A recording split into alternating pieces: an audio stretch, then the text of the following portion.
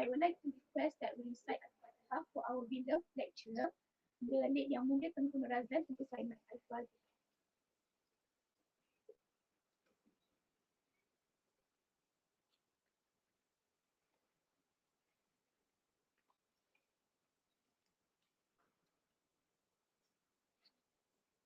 Amin, amin. Ladies and gentlemen, another one, there's a step for one.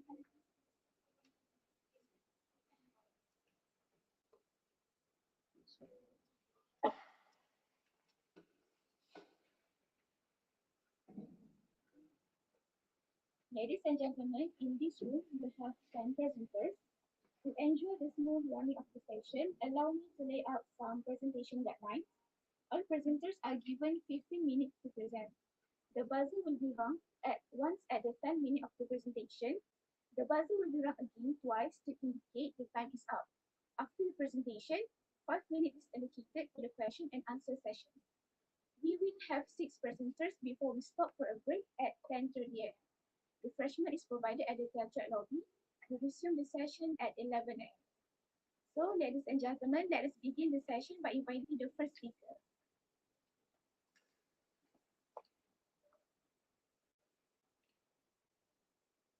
Thank you, Director. Assalamualaikum, very good morning to the panelists, my fellow presenters, and I am Nabila Hussein. Today I'm going to present my research and teacher training next. Firstly, let's talk about the background of the study. According to June 2020, gamification is a popular teaching method because it produces more positive effect than the conventional methods. Accordingly, it can be applied in learning by using physics as mentioned by Zhao 2019. It is a game-based educational application that allows the learners to engage in the classroom activities using their gadget to enhance their learning experiences. In addition, Sagana and Momola 2021 mentioned that attitudes correlates with the learning method. They also define attitudes as the way an individual behaves, thinks, feels, and also responds to certain stimuli. And the attitudes affect the person's interest, motivation, and also academic achievement. Next, moving on to the statement of the problem. As we know that TESOL teacher trainees are the ASL learners. According to Chen and Peng 2020, ASL learners often dissatisfied with the learning activities because they find it monotonous and they leading them to be demotivated and also disengaged in the classroom. The Gonzaga et al. 2019 also added that learners often complain that they find it difficult to apply the language skills in real life situation. Accordingly, the gamification method can be applied in the learning because of its fun nature, leading to engagement from the learners, and they can apply the language skills during the activity. However, according to Andrea et al. 2016, without consideration, gamification can evoke negative, it can negatively impact the learning as it evokes off-task behavior, undesired competition, and etc. It will lead to a hostile learning atmosphere and reduce learning outcome. That's why it is important for us to determine the teacher training attitudes for using quizzes in language learning. Next. As for the objective, there are 3 objectives. The first one is to determine the teacher training attitudes for using quizzes in language learning. The second one is to find out the most dominant dimension of attitudes for using quizzes in language learning preferred by the teacher trainees. The last one is to identify the difference between male and female teacher training attitudes for using quizzes in language learning. Alright, so the research question is based on this objective. As for the hypothesis, it is a null hypothesis. Next one. So the significance of the study, the research helps the teacher trainees to identify whether quizzes positively or negatively impact their learning and they can act accordingly. And secondly, it eases teacher trainees in choosing the platform they want to use during their teaching in the future. As for the lecturer, the researchers help them to determine the relevancy of using quizzes in the teaching and learning process for the teacher trainees. Next one. Right. Another slide, please. So these 2 slides are about the past related research that I've referred to. There are about the Kahoot and quizzes as the game-based application. And then it is about the attitudes, perception, and also the views on this application. In conclusion, all of the learners have positive attitudes towards using quizzes in language learning, although there are some improvement they want to make, such as type location, and there are certain questions that have noticeable errors in them. So that's some of the downside of using Kahoot or quizzes. Alright, next. So as for the conceptual framework, there are independent variable and dependent variable. Independent variable are fun, engagement, motivation, and utility for learning. These are the dimension of questionnaire that I use, and it will affect the teacher training certificates using quizzes in language learning. Right, next. As for the research design, this research employ quantitative survey with 7-point Likert scale. It is because according to ranking 2017, a survey is research approach involving a structured questionnaire for evaluating people's beliefs and attitudes. As for the 7-point Likert scale, the researcher chose that because according to Hamid Tahadus 2019, 7-point Likert scale has a higher reliability, validity, and preferred by the respondents. Alright, as for the population, it is 70 tested teacher trainees of ability that ISMP June 2020-2024 intake.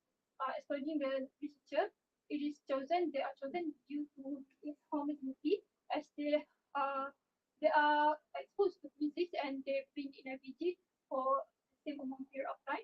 As for the sample, according to Kerja and Morgan, for 70 population, 59 samples is sufficient. The sampling method used for this research is progressive random sampling, because according to the World Food Program 2009, these two sampling methods can be combined so that the data quality is increased as it avoid the bias. Alright, next one. For the research instrument, it is adapted from the Cardenas Moncada et al. 2020, where they studied about the learners' attitudes and perception of Kahoot. So there are 26 items in total. However, in this research, the researcher omitted 2 questions due to redundancy and also unsuitability for the research, and added 2 more for the respondent demographic information. And then as a total, there's still 26 items, and the researcher adapt the questionnaire by changing the word Kahoot to quizzes. Right.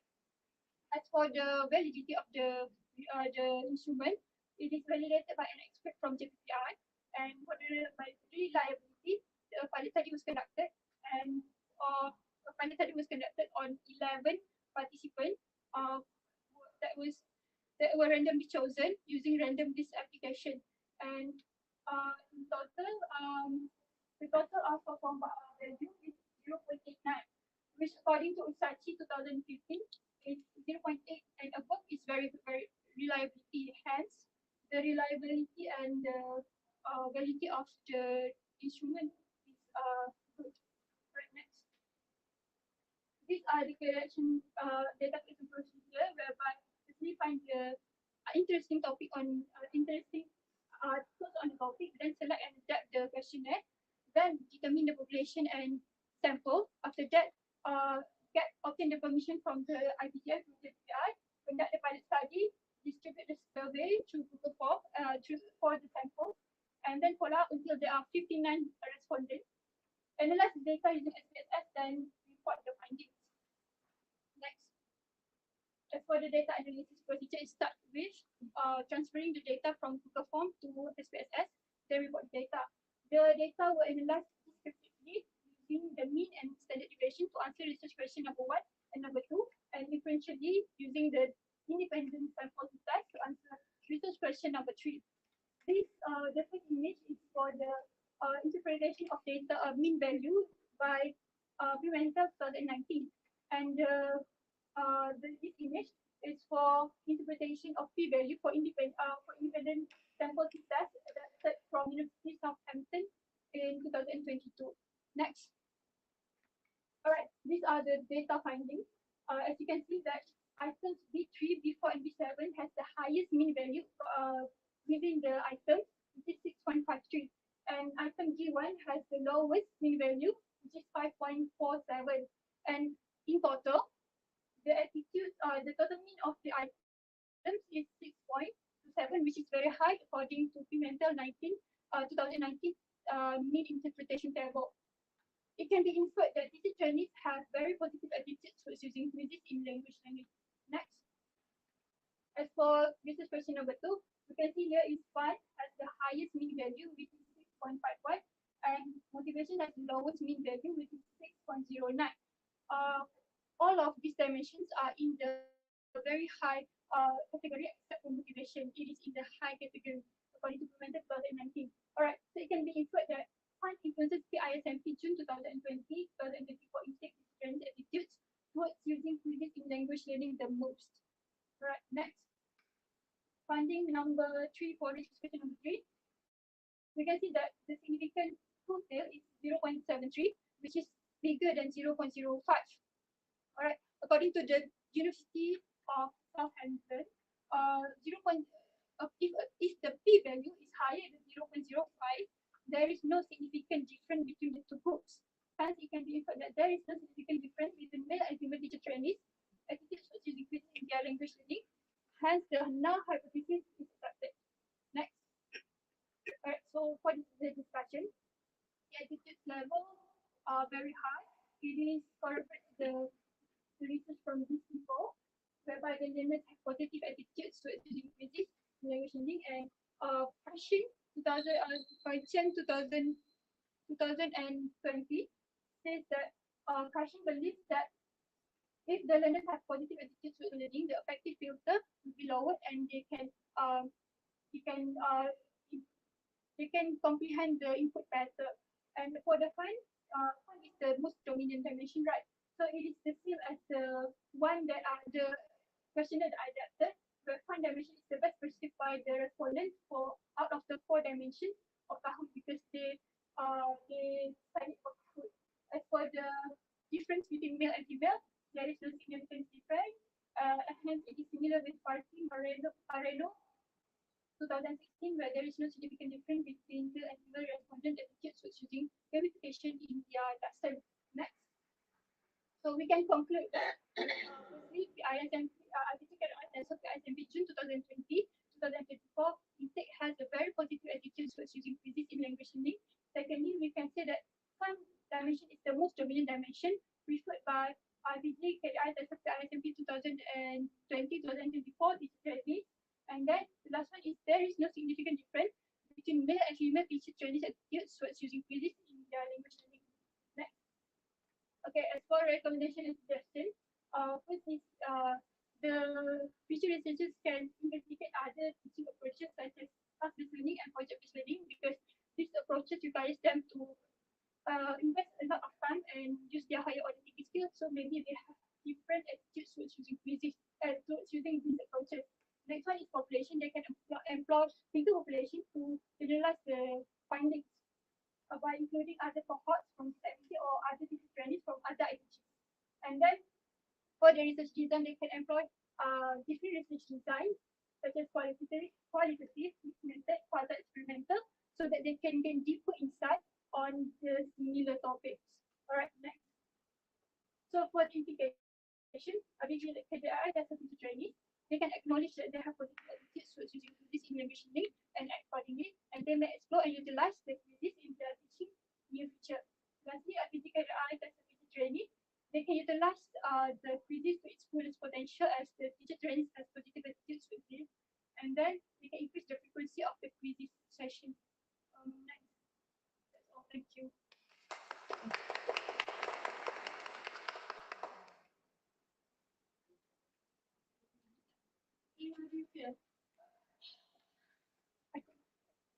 Okay. Great. Congratulations, Nabila. You did a great job because I can explain that you made this specific to finding information that you master in. But then, I just have one question. I was just wondering, what is the seven different skills? Skills.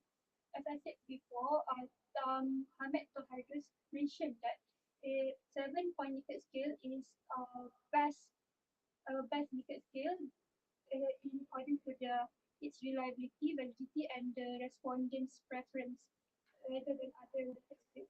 So I choose it.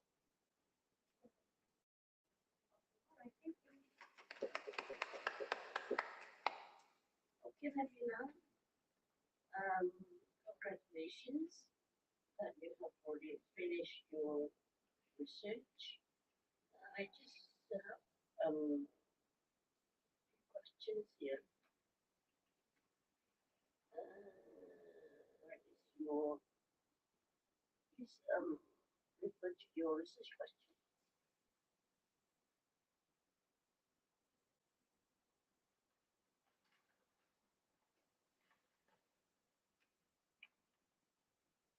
Okay, research question and research objectives. Right, okay. I um I'm not sure about this, but then you may refer to your what's that? Your SV. Yeah. But I am not really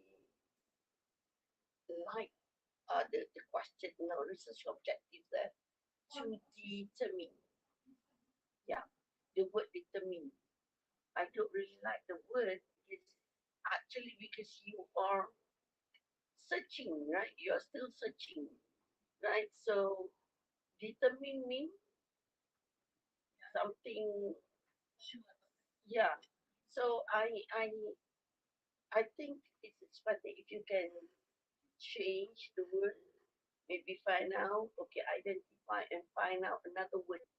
Use another word for the word determine there. Okay, and then that is my uh, my suggestion. But it depends on your SV. Yeah? So you might want to ask your SV whether you need to change the word or not. So it depends.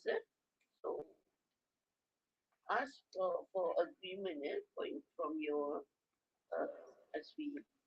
Another thing is that, okay, look at the research design and also population example.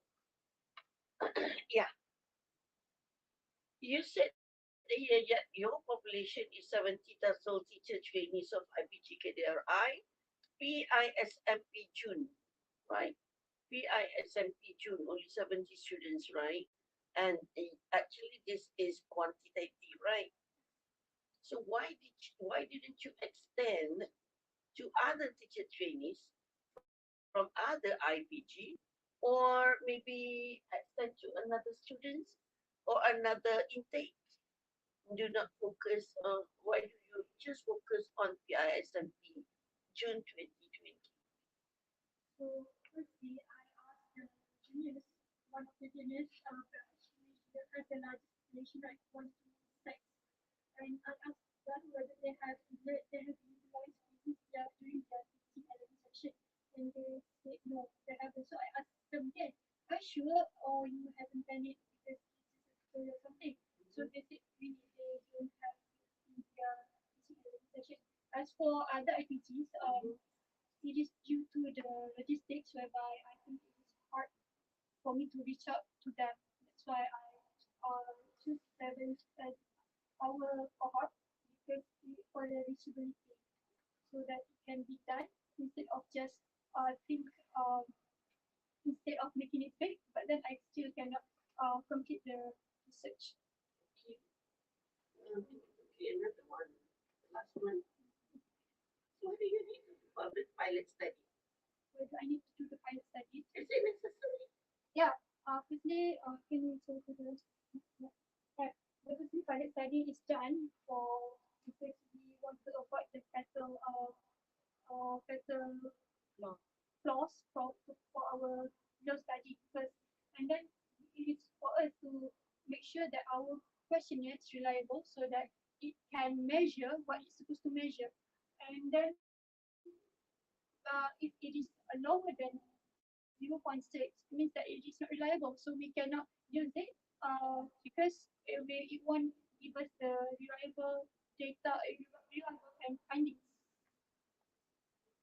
Okay, thank you very much.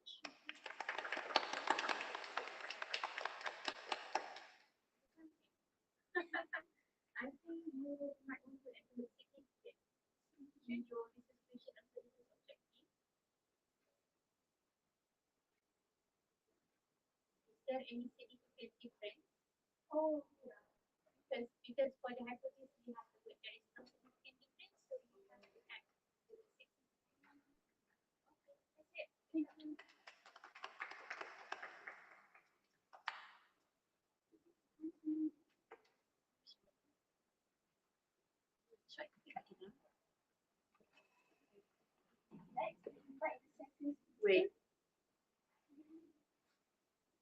you give us time.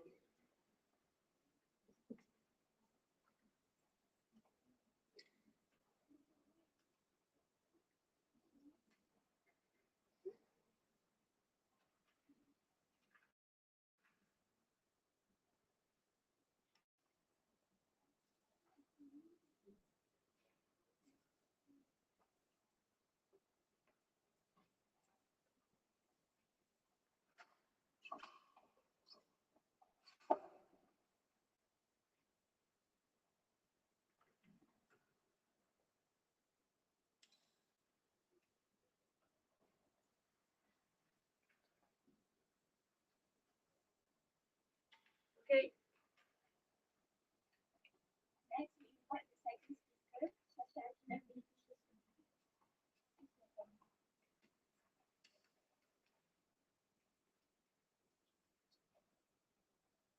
Assalamualaikum to everyone. I am Sasha Akinabi from SL2 PIS 2020 2046. My supervisor is Dr. Zanat Binti Abdurrahman, and my research title is Vessel Training Teachers' Perceptions of their Monitor Use based on Fashion Monitor Hypothesis. Next. As we all know, English has been prominently practiced and it is strongly emphasized in all levels of education in the whole world. According to Muhammad Nazri 2013, English is taught as a compulsory subject from standard 1 to form 5, which is a period of 5 years, 11 years, sorry. And the tertiary education level of Malaysia also supported this notion because a lot of universities and campuses offer English as a major course, including IPT KDRI. In PSLB 3293 Children and Languages, TESOL trainee teachers of IPT KDRI learn about the fundamentals and theories related to second language acquisition, including the monitor hypothesis, which this research is based on. Hence, we can conclude that the teacher trainees are familiar with acquiring norms of monitoring their own language production when it comes to communicating in English, their second language. According to Versatility and McCormick 2021, self-correction is related to improve second language performance. However, the learners may vary in their capacity to self-correct their own language production. Next. Okay, according to Shank 2017, Passion's monitor hypothesis has a lot of different abilities. They can mobilize the enthusiasm of students to improve quality of input. They can reduce anxiety and enable students to communicate comprehensively. However, not all second language learners able to use this hypothesis on an optimum level. According to Rafi, in his research done in 2020, it showed that most of the respondents are categorized as oral monitor users. This type of user, they usually are too fixated on checking their own conscious knowledge of the output that they can sometimes impede communication. Hence, as Rohit suggested, if this problem is not solved, it can impact the student's ability in communicating in English. Mr. Hatta 2016 pointed out that if there is no communication, there would be no interaction, and language teaching and learning could not take place effectively. Next. There are three objectives that this research is focusing on. The first one is to identify TESOL training teachers' perceptions of their monitor use based on Passion's monitor hypothesis. The second one is to determine the dominant type of monitor user of TESOL training teachers based on Passion's monitor hypothesis. And the last one is to find out the difference in perception between male and female TESOL training teachers of their monitor use based on Passion's monitor hypothesis. The three questions are derived from the objectives, and the hypothesis is that there is no significant difference in perceptions between male and female TESOL training teachers on their monitor use based on Passion's monitor hypothesis. That is a null hypothesis. Next. There are three significance of the research. The first one is on IPG TESOL lecturers. By doing this research, TESOL lecturers IPG can identify the dominant type of monitor user of the training teachers, and they can use different suitable learning materials, and they can use different approaches to cater to the training teachers' needs. The second one is on the training teachers themselves.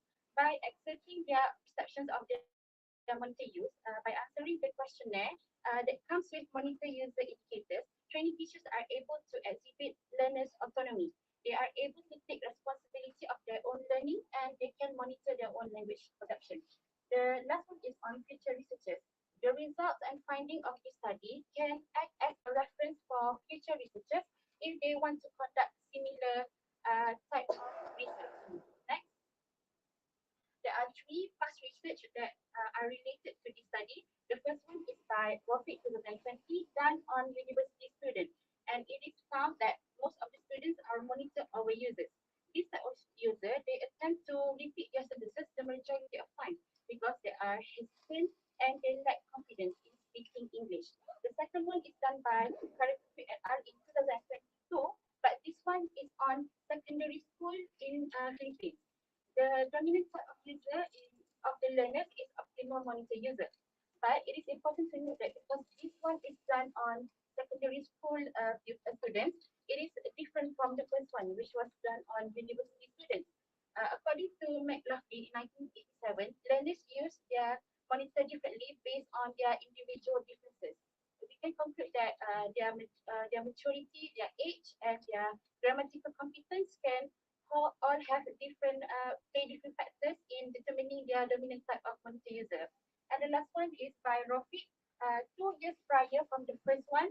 And this research supports the notion that the way learners make use of their monitor tool will be varied based on their grammatical competence, like I mentioned just now. Next.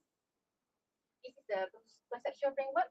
The successful teacher, training teacher, we have their own individuality, their differences, their own perspectives shape their perceptions.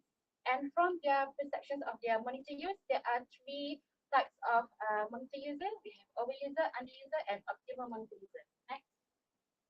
The research design of this research is survey, which is a quantitative approach.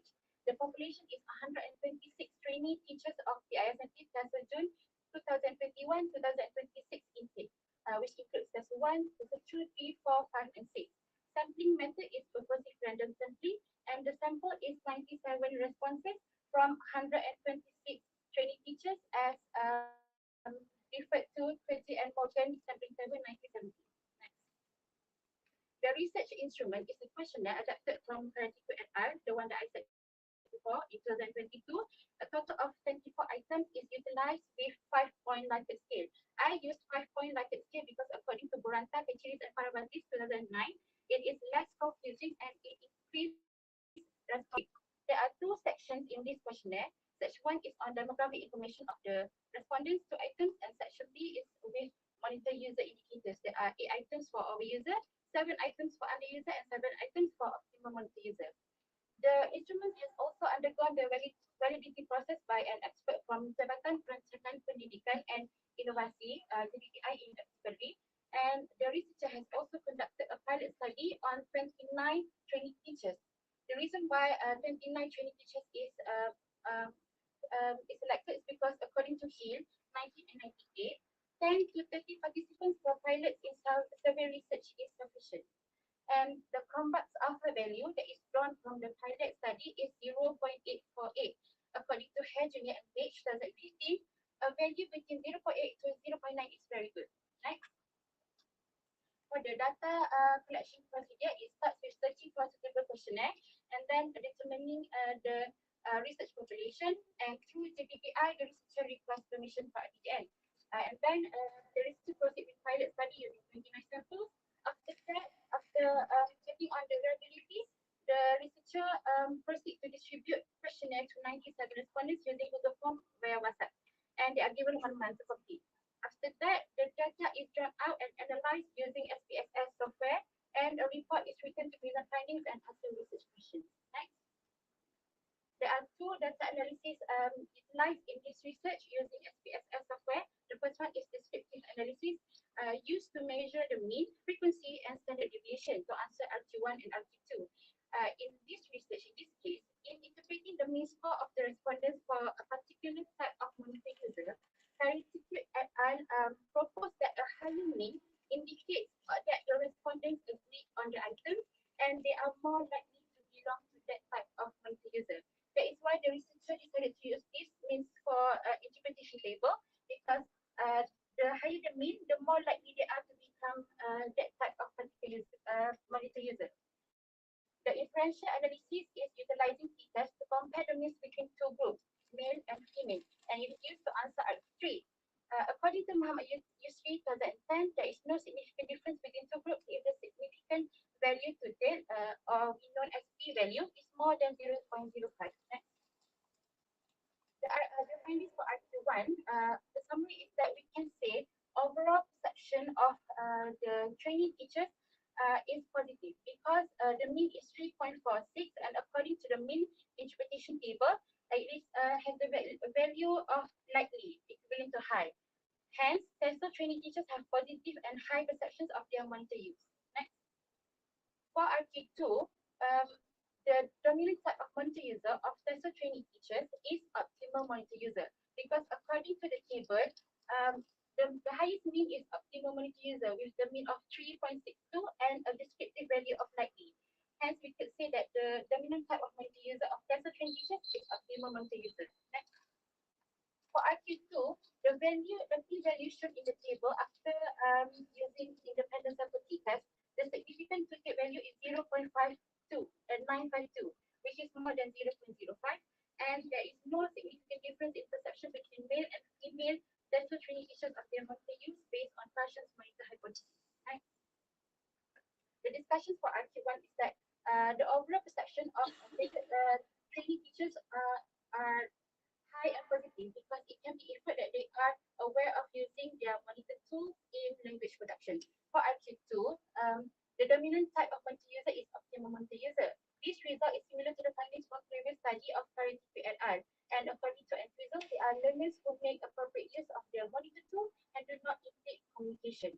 For RQ3, the p-value is more than 0.05. A study in by Bensalem reported that gender and self-perceived English proficiency were not significantly related. Another study by Torres and Elioto also supported this by discovering that male and female high school students had comparable views of the tasks and skills that they underwent as part of their language teaching. Next. Okay, for the conclusions, the RQ1 is that trainee teachers have high perception, so it illustrates that they are aware of both their acquired and learned competence, and they know what type of monitor that they are. According to Karatipi, when they know that the acquired and learned competence is conscious, they can regularly check their own language use while writing, and to a lesser extent, they can make necessary improvements. For the RO2, the dominant type of monitor user of TESOL trainee teachers is optimal monitor user. This displays that they make use of their monitor tool to observe their language production on an optimum level. One of the advantages of this monitor user, according to Ibrahim 2022, the speaker receives more input because the communication is established and well comprehended. Okay, the RO3, there is no significant difference in perception between male and female TESOL trainee teachers because according to Panti Barat 2021, since all students, regardless of their gender, they use the same medium, they use the same syllabus when learning, hence their perceptions were mostly unaffected. The null hypothesis is accepted. Next.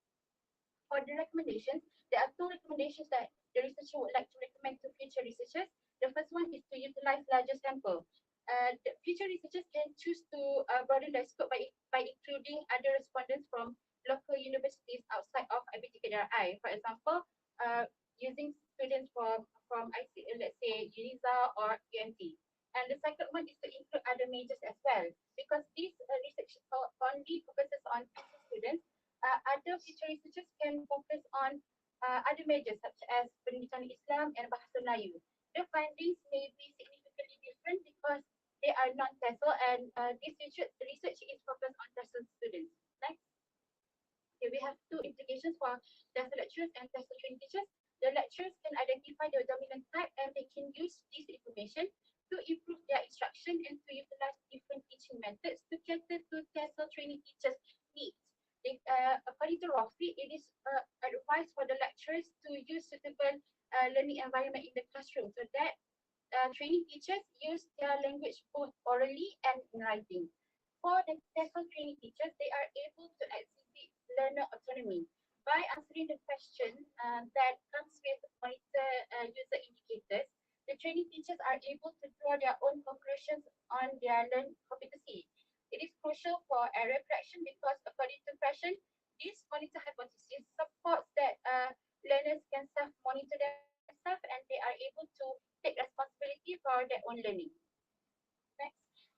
That is all. Thank you.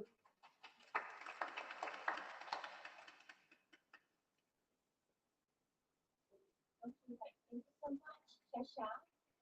Good job. Anyway, it's really worthy. Can take me to sleep. That way explanation. I like how you connect your finding also with the past study. Very good. I have one question. Since this is about monitor hypothesis and you mentioned that maybe for the future study we may conduct with another students. So how I see it, if the person is good in a particular language, so they can actually monitor their own errors. What about if the participants in the future study they are not good at a particular language, and how do you think this is possible for them? For me, in my opinion, I think it is possible for them to answer the questionnaire or do this research, but the impact on them themselves wouldn't be as big as on TESOL training who already have knowledge on this. Hence, if we use I assume that you were saying other majors maybe. If that we were to do research on them, they would only be like answer the question, but they cannot relate to the theories that they have learned. For example, the characteristics and so on. How is that possible to make them to respond? Sorry, how is that possible to help them and to respond? I think it would be helpful if the researcher themselves could include explanations before. Include information in the questionnaire regarding a few characteristics of the users.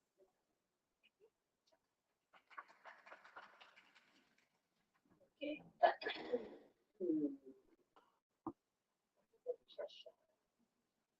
Shasha.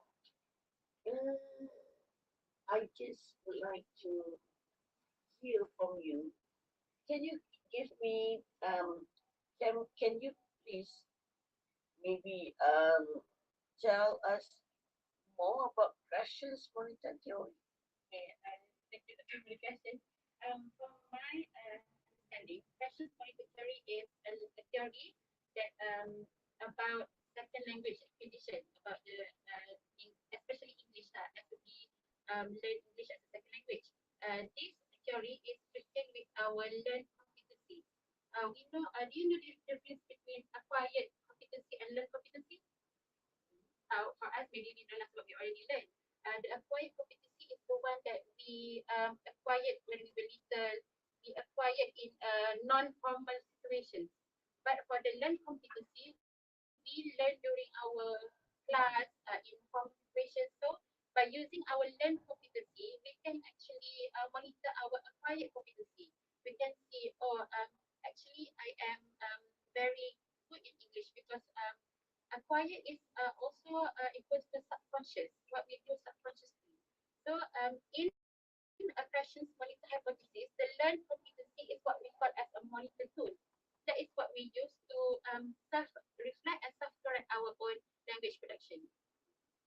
That is the monitor hypothesis by Fashion Stephen in 1982. So how is it possible to use other sample other students, for example, those who are non-language major, such as Pendidikan Islam, as your sample? From my opinion, it is possible. But like I said, it won't give much impact, and the findings will be different because they don't learn. Maybe they do learn English as a second language in their primary and secondary school, but not to an extent where TESOL teacher training is learned. That's why from my research, I decided to use TESOL teacher training instead of the non-major. So is there any what call it benefit? Any benefit for the students? I mean, for others. For non-major. Yeah. Yeah, There what's the benefit for them? For them, the benefit is because they don't utilize English on a daily basis. That is why they can reflect themselves too. They can see that maybe English daily. They don't use English in the classroom. So by knowing which level that they are, they can reflect themselves better, especially because they don't use English regularly. Okay. Thank you very much.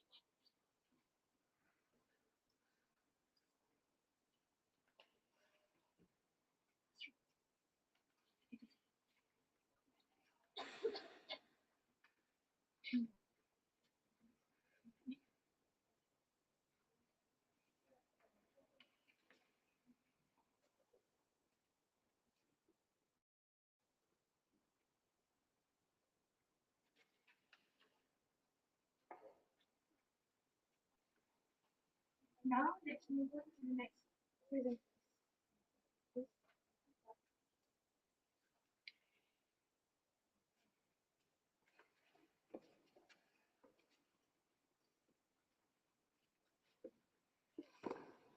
Assalamualaikum and hi everyone. My name is Nur Azman binti Sanusi and today I'm going to be presenting my research on exploring factors influencing purchasing among IPC keadaan di ISM kita June 2021-2026. Next. Firstly, we all know that language is a pillar of communication where we use it to connect with people and share our thoughts, ideas, and feelings. So, according to year 2021, English is an obvious choice as a second language in some countries, including Malaysia, due to its omnipresent popularity as the universal language for communication worldwide. In our context, in Malaysia context, English is used as a second language in our bilingual education system. Therefore, bilingualism is a normal thing in Malaysia, and most people can use two languages fluently. However, there is a phenomena called code mixing, which is a result of the bilingualism, where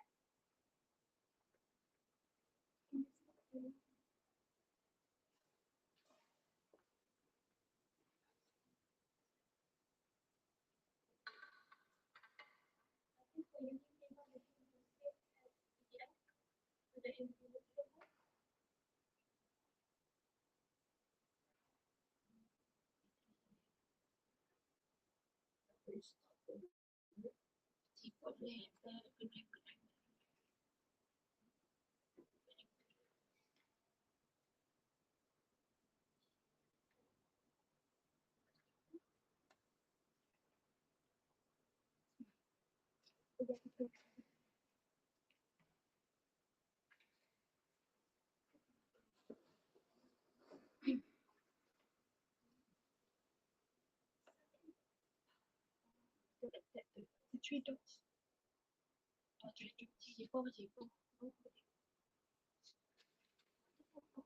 Pitch.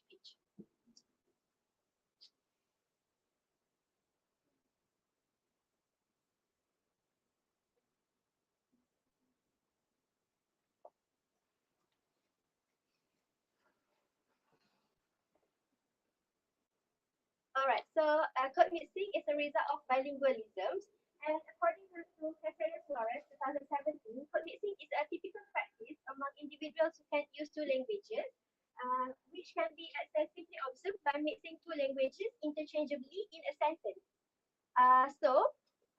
In the context of IPG KDRI, code mixing among teacher trainee can negatively affect their language learning because they tend to rely on code mixing while communicating and reduce the sense of necessity to use the language competently.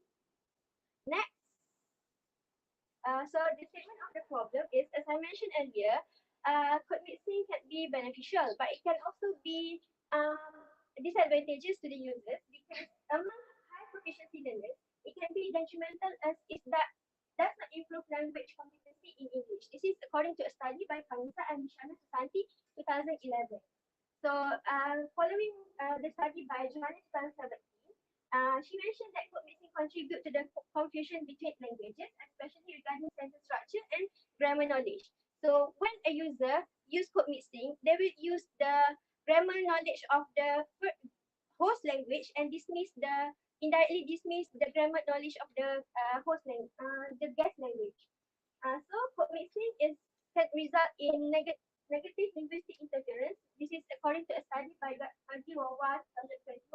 So as a future teacher, this can be a problem because teacher training are expected to um, use the correct English use because they are the exemplar of proficient English users. Therefore, they must model the correct use of English language.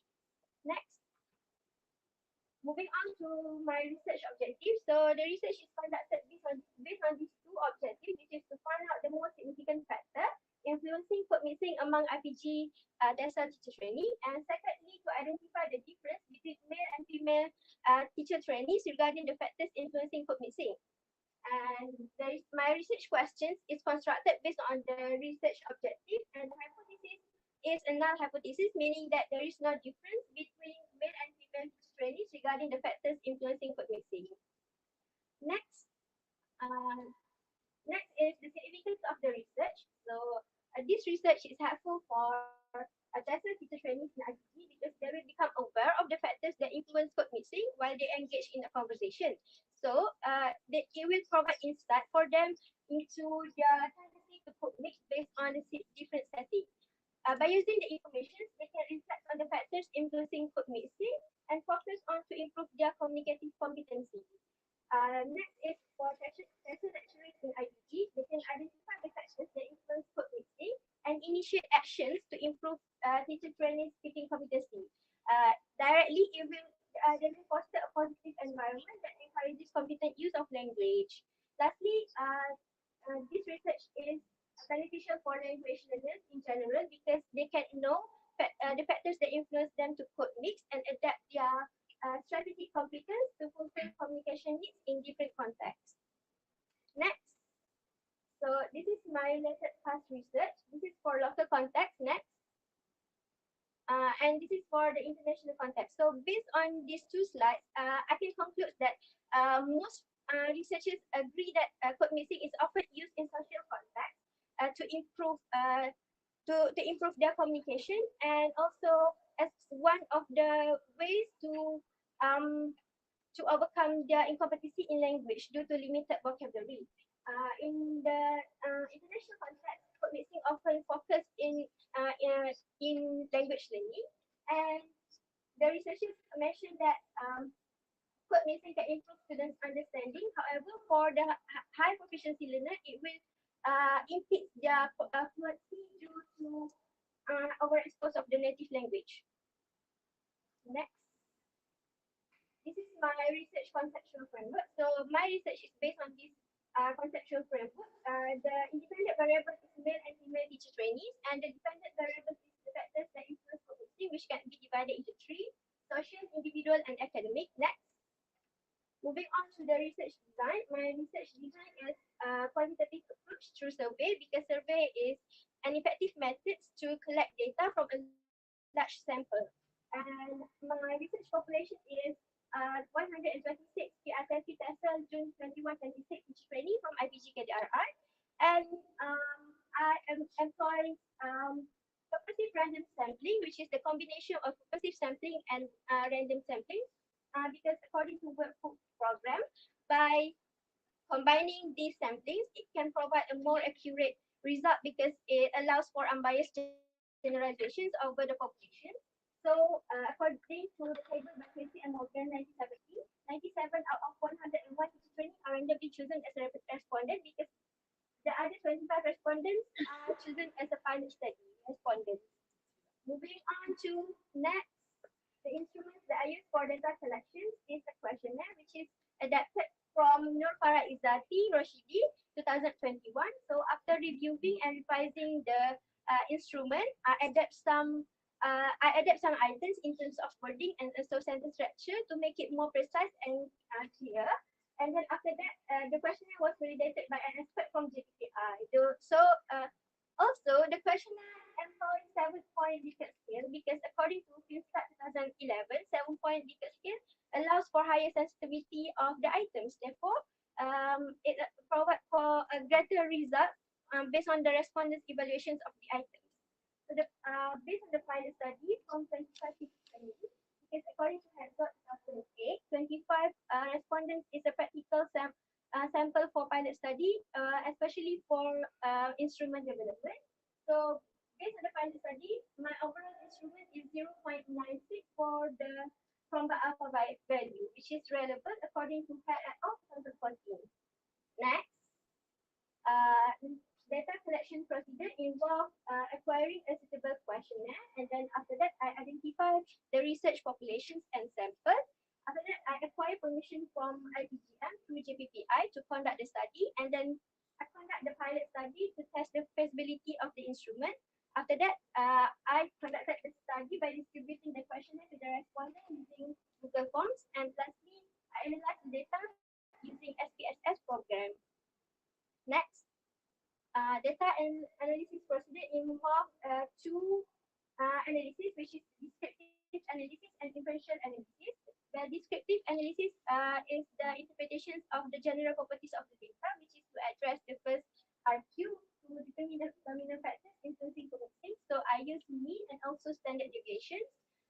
For the inferential analysis, which is to come up with the inferences about the whole population, I use independent test to test the RQ number 2, which is to determine the difference between male and female regarding factors influencing code mixing. Next, based on my data finding, the mean for social is 5.19, and for the individual is 4.79, and for the academic is 4.93. From this result, it is evident that the most significant factors that influence code mixing is social, followed by academic and then individual. Next, moving on to research question 2. Based on the independent t-test that I have done, the p-value or the significant feature is 0.79. So according to this p-value interpretation table by saying 2013, p-value 0.79 is higher than 0.1, which is no evidence against the null hypothesis. Therefore, the null hypothesis is accepted. Next. So the discussion is to answer the research question 1 is the significant factors influencing code mixing is social factors with mean 5.19 and standard deviation 0.99, which is considered a rather high agreement among respondents. And the result is consistent with the previous study by Nafara Izati, which she reports that individuals mostly use code mixing to engage in different social situations. So this is also aligned with a theory by Howard Gills, which is a communication accommodation theory, where people mostly employ code mixing as which is considered as a need for them to make the communicative adjustment through code mixing in order to achieve effective communication. Secondly, is for the research question 2, differences between male and female. There is no evidence against the null hypothesis because the p-value is 0.79, which is higher than 0.01. So the result correlates with the finding by Rinawati et al. 2020 that stated that gender does not directly affect code mixing process apart from addressing their language limitations. Moving on to the conclusion. So this is the conclusions for my finding. So for research question 1, social factors is the most significant factors influencing code mixing among respondents. And for research question 2, there is no difference between male and female teacher trainee regarding factors influencing code mixing. Next. So this is my recommendation for future research. There are 3 recommendations. Firstly, in terms of population and sample. So future research should include bigger populations, such as an entire group of lesser teacher trainees in a particular IPG, in order to allow for a more relevant and precise result to generalize the findings, and also can include the participation from other IPG to generally draw inferences about the whole populations of testers in all IPG. so that the finding will be more widespread and accurate because more population will minimize the data error. Next is in terms of instruments because this research only employs three factors, which is social, academic, and individuals. But there are other factors that influence code mixing, which is cultural, security, grammar, and language competency. So by adding more instruments, future researchers can assess more in-depth and detailed findings on factors influencing code mixing. And lastly, research design. Future research can conduct the research using qualitative or mixed method approaches because this method allow for broader understanding and explorations of the code mixing phenomena. So they can attain extensive insights and information on a focus group regarding factors influencing code mixing.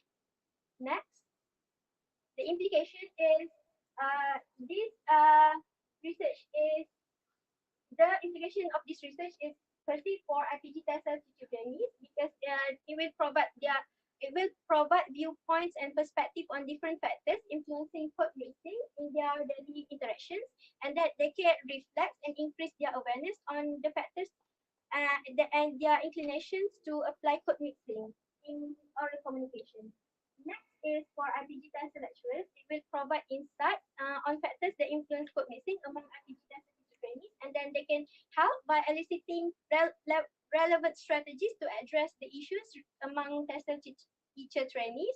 And lastly, for the language learners, they can analyze and reflect on the need to use code mixing in communication because apparently for the early language learners, code mixing can facilitate them by providing scaffolding in using the target language. Meanwhile, for advanced language learners, code mixing can impede their ability to use the language fluently and also to exhibit good language proficiency in the target language.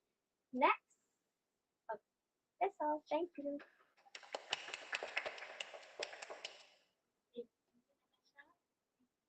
Alright. This comes to action and conclusion.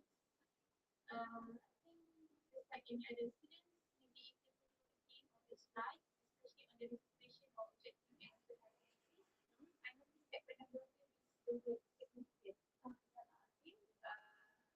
And I have two questions here. What are the differences between code switching and code mixing? Code mixing happen in a sentence, and um, code switching happens in a it's not like a sentence, it's in a multiple sentence. Like they can use, well, for example, the first sentence they use Malay, the second sentence they use English. That's what we call as code switching. And while code mixing happens in one sentence, meaning that they use two languages in one sentence. So what do you think? The use of code switching among tester training teachers.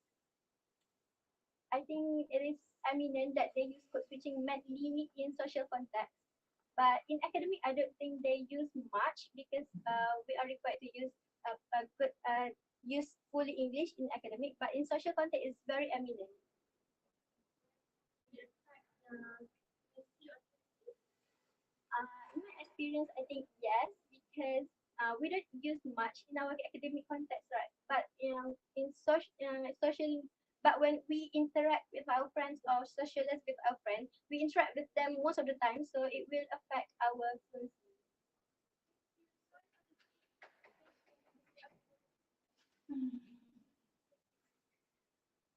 Okay, Natasha. Good job. It's just that I have a question here. Okay, actually, I also want to ask the same question. What's the difference between code mixing and code switching?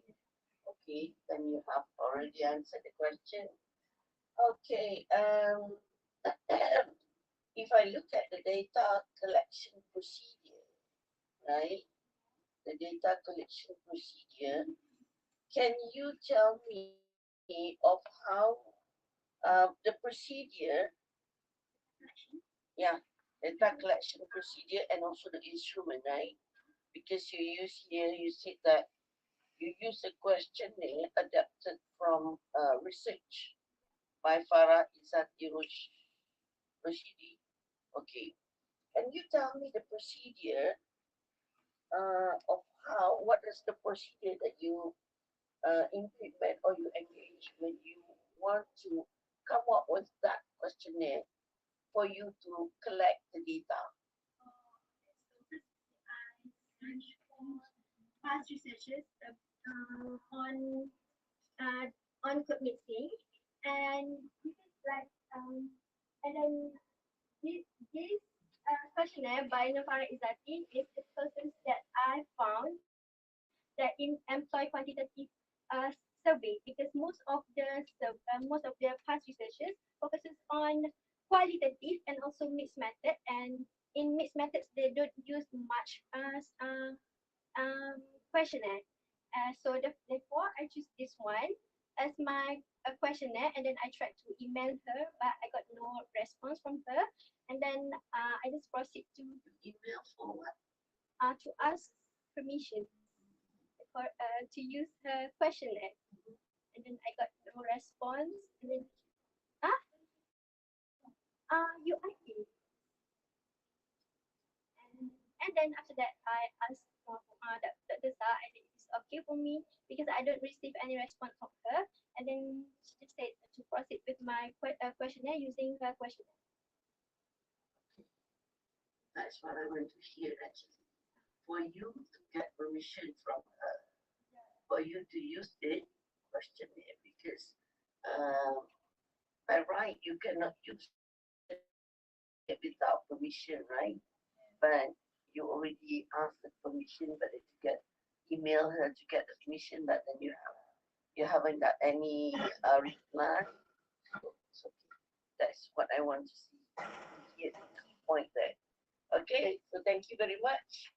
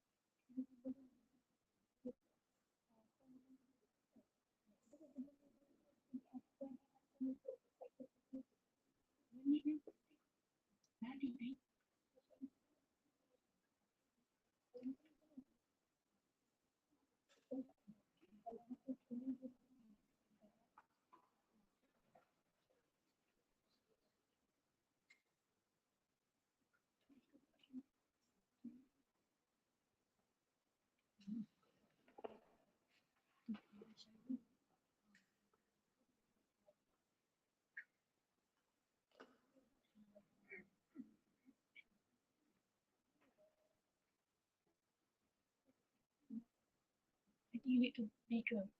Kira.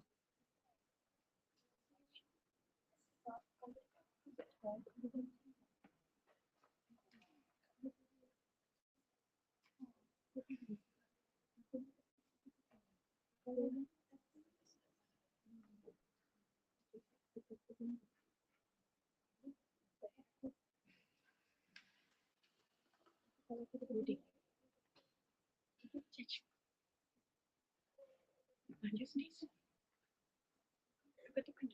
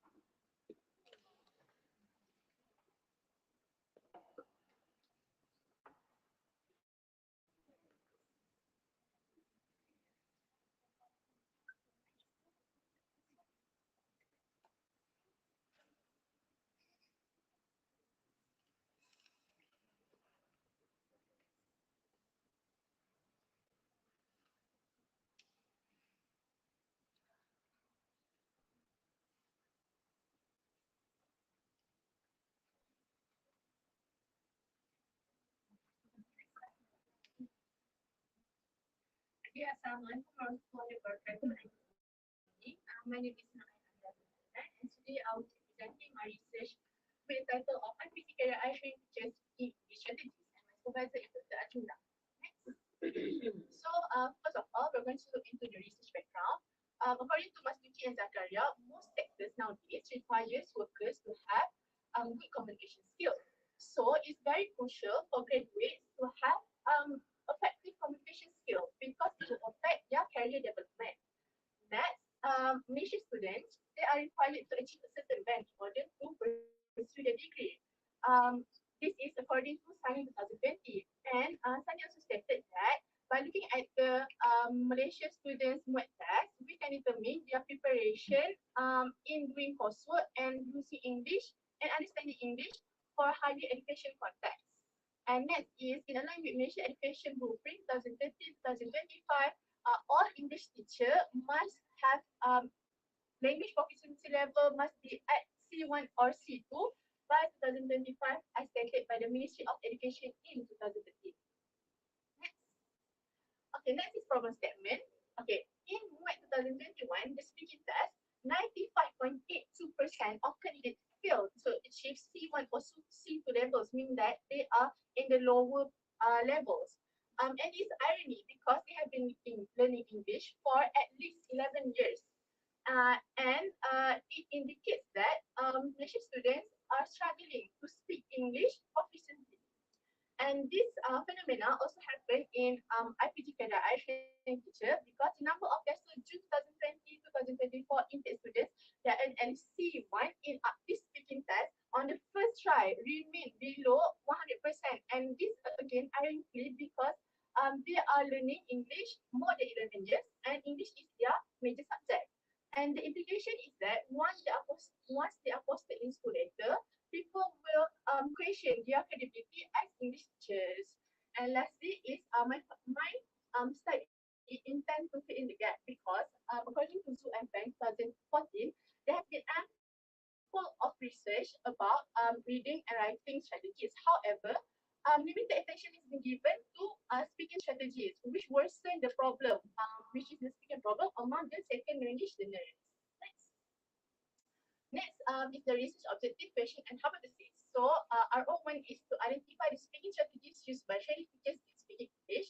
The RQ is what are the strategies used by training teachers when speaking in English. RO2 is to find out the most preferred strategy used by training teachers, and RQ2 is which strategy is the most preferred by training teachers. RO3 is to identify is there any significant difference in terms of strategy used by male and female training teachers in English. And RQ3 is there any significant difference in terms of strategy used by male and female training teachers to speak in English. And the hypothesis is null hypothesis. There is no significant difference in terms of strategy used by male and female training teachers to speak in English. Next. So the research significance will impact on two groups, which is that's interest in IPCKDI and IPCM, and this will be explained further in the implication part. Next. Okay, there are three most related past research with my study. Okay, the first one will be in 2011 by Larenas. Larenas intended to find about the most preferred strategy utilized by the 8th and 12th graders. So he found that the most preferred strategy is non-verbal strategy, followed by negotiation for meaning, and the least frequently utilized is message amendment strategy. In 2012, Milai and Hedari did another research about speaking strategies too, but they compared between strategies utilized by fluent second language speakers and non-fluent second language speakers, and they found that both groups use different speaking strategies. And they also compared between strategies utilized by male and female participants. Again, these two groups utilize different strategies. And in 2022, Muhammad Zaman and all did another research to look at the speaking strategies utilized by the respondents, and these are the strategies that he found, and the most preferred strategy is social effective strategies followed by fluency oriented, negotiation for meaning, and etc. Thus, these studies, none of these studies cover speaking strategies in among training teachers, especially in IPGKRI. So I want to fill in the gap by doing my study. Okay, so my study opt for quantitative approach. I use survey design and it's done through online questionnaire. According to McConverse 2022 survey is the most suitable to find characteristics, preferences, opinions or belief of a group of people. So my study focuses more on the preferences. For the research sampling, I used June 2020-2024 intake as a training teachers. Why I choose them? Because they are the senior training teachers. So they have undergo more classes, courses, and they are expected to have more speaking strategies compared to the juniors. The population is 71 training teachers. The sample is 59 according to the Credit and Morgan table. And the supplemental is purposive non-random. Purposive is because, as I mentioned, they are the senior teachers. Non-random because everyone is included in my study. For the pilot study, there are 10 training teachers. According to Louis et al., there is no consensus between number of participants for pilot study. It can be either 10 to 12 or 6 to 75, any numbers that enable researcher to achieve the objective of the research. Okay, so the Chroma alpha was 0.85 and table stated that 0.7 is sufficient to measure reliability and consistency of the instrument. Okay, next. So this is my framework. The IV is artificial training teachers and the GB will be strategies in speaking English, which cover 4 strategies, which is attempt to speak in English, fluency oriented, negotiation for meaning, and accuracy oriented. Next. So the instrument is I take it from the from Larena 2011, and then I make some adaptation. So there are 4 construct for my study as mentioned in the framework with 20 questions in each. I employ 5-point language scale because according to Iberg and Pollack in 2022, 5-point language scale, it have excellent ability to aid respondents to have clearer perspective about the items. Next. So this is the data collection procedure. The first one is I look into the instrument. Second is I ask permission from GPI. Third is I run the pilot study. Fourth is I check the reliability test using SPSS to check for the Chroma alpha. And as the Chroma alpha was above than 0.7, I distribute the instrument to the sample. So for data analysis procedure, I use SPSS version 22, and I have 2 types of analysis, which is descriptive analysis, where I look at the mean and standard deviation, and then I look at the inferential analysis for where I look at the t-test. So descriptive analysis is being used in RQ1 and RQ2, and inferential analysis in RQ3. Next. So the Chroma alpha for the study is 0.919, and according to the Chroma alpha coefficient table, the infinite consistency is excellent. And then this is the table that I use to interpret the mean value in my finding center, which is from Maiduni 2009. Next. Moving on to the data findings. Okay, so RQ1, what are the strategies used by training teachers when speaking in English? Okay, so I will look into the highest and lowest mean value in every construct. Okay, so for construct number 1, which is negotiation for meaning, there are 3 items under the construct. The highest mean value is in item number 3 with the mean value of 4.63, and it is interpreted as very high. And then the lowest mean value will be in item number 2 with the mean value of 4.49. And despite being the lowest mean value for this construct, the interpretation of the mean is still very high. Next is for the fluency oriented strategy. There are 6 items in each, and the highest mean value is in item number 9 with the mean value of 4.59, and the interpretation is very high. Lowest mean value is in item number 7, mean value of 3.98, interpretation as high. Next. For attempt to speak English, there are 4 items under this construct. The highest mean value is found in the item number 11 and 13 with the same mean value of 4.31, and is interpreted as very high. And for the lowest mean value is in item number 10 with the mean value of 3.95, interpreted as high. And as we can see here, the standard deviation is above 1.041. Okay, so it's above from 1. According to Saini et al. In 2010, if the standard deviation is more than 1, it indicates that the respondent has a variety of opinions regarding the items. Next is accuracy-oriented strategies. There are 7 items. The highest mean value is in item number 20 with the mean value of 4.54, interpreted as very high, and lowest mean value is in item number 7, pins with the mean value of 3.97, interpreted as high. Next. So RQ2, which strategy is the most preferred strategy by training teachers? So as you can see here, negotiation for meaning is the most preferred strategy by training teachers with the mean value of 4.58, followed by accuracy oriented, fluency oriented, and the least preferred strategy is just to speak English. Next.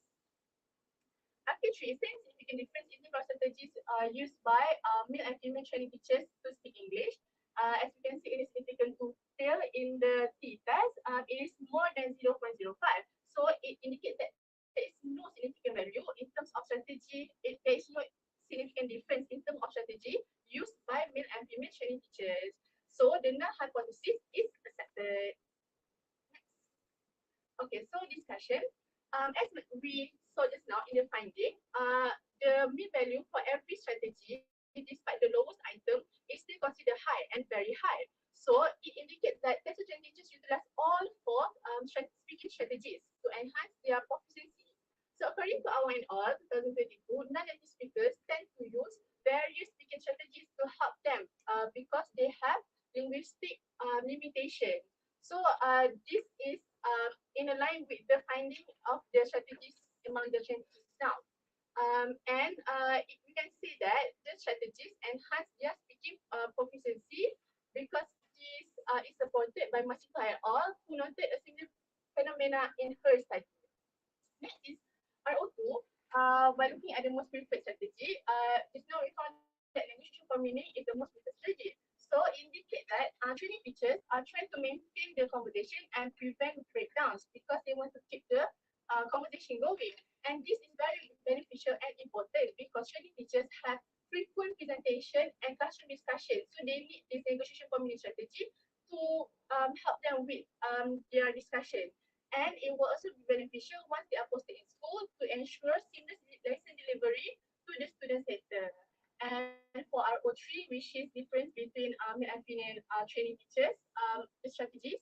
Okay, so based on the finding, we can say that there is gender-based difference may not be a key consideration because we found that there is no significant difference. However, my finding is different from Rizai and Hidari, who noted a significant difference among speaking strategies utilized by male and female, as mentioned in the past research.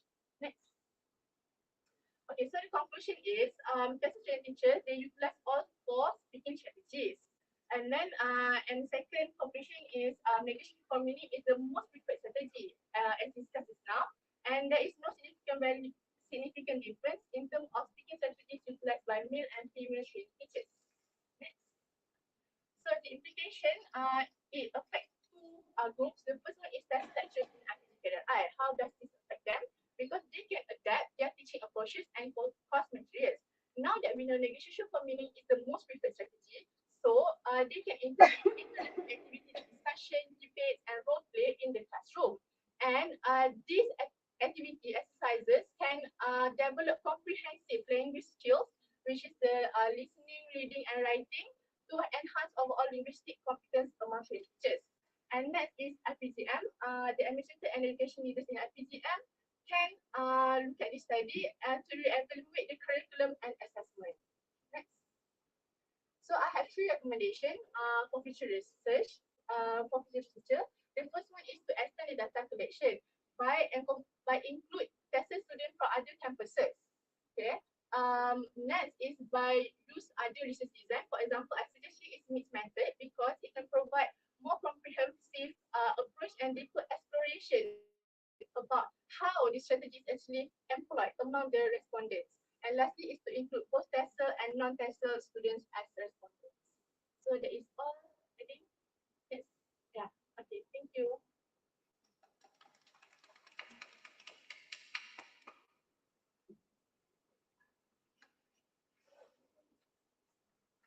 Okay, I just have one question. So this is question 3, right? Okay. Is there any significant difference in terms of strategies used by male and female to speak in English, right? Okay. My question is, what is your significant reasons of why you want to know whether there is a significant difference between male and female training teachers, right? The strategies, the use of strategies. What is your significant reason? Alright. Thank you, Dr. Christian. Because I can see that in almost all of you that you have that question, the different, the significant difference between male and female. What is your, is there any significant reason? Well, for me personally, based on the past research, research by Mizai and Hidari, this they did research and they actually compare the strategies used by male and female. And for me, I want to do the same thing by testing it on my population. So that's why I compare the male and female. Let's say the question, the answer is, your finding is that there is a significant difference. So, what are you going to do with that finding? I think it goes back to the education, which is especially the lecturers, because actually by knowing and recognizing which speaking strategies utilize by students, the lecturers can help can scaffold actually. For example, okay, male student maybe they use this kind of strategy, female student they use another kind of strategy. So the lecturers can make activities that covers both strategies, or the lecturers can scaffold in a way to encourage the usage of that strategies to enhance the gender speaking proficiency. Okay, very good.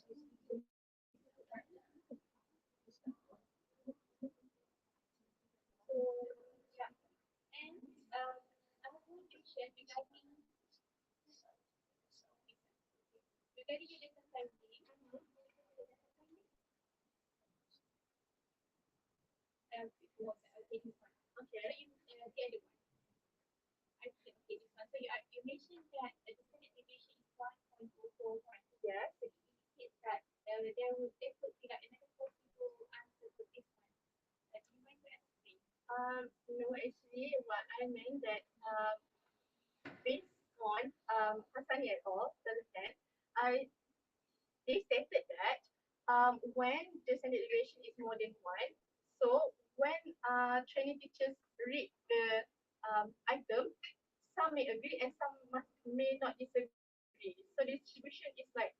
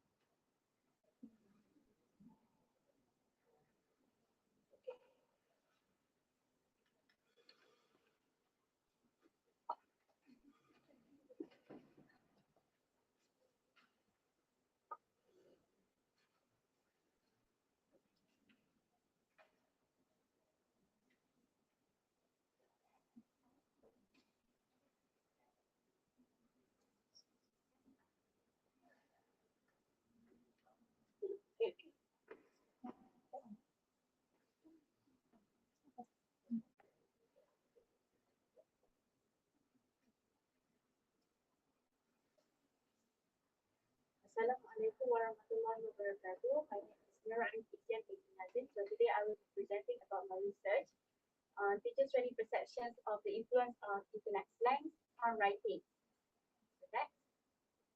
So moving on to background of studies. With today's technological advance, anyone with devices and also internet connection can use internet without restrictions. According to the Department of Statistics Malaysia 2020, 99% of internet users are participating in online activity through social media.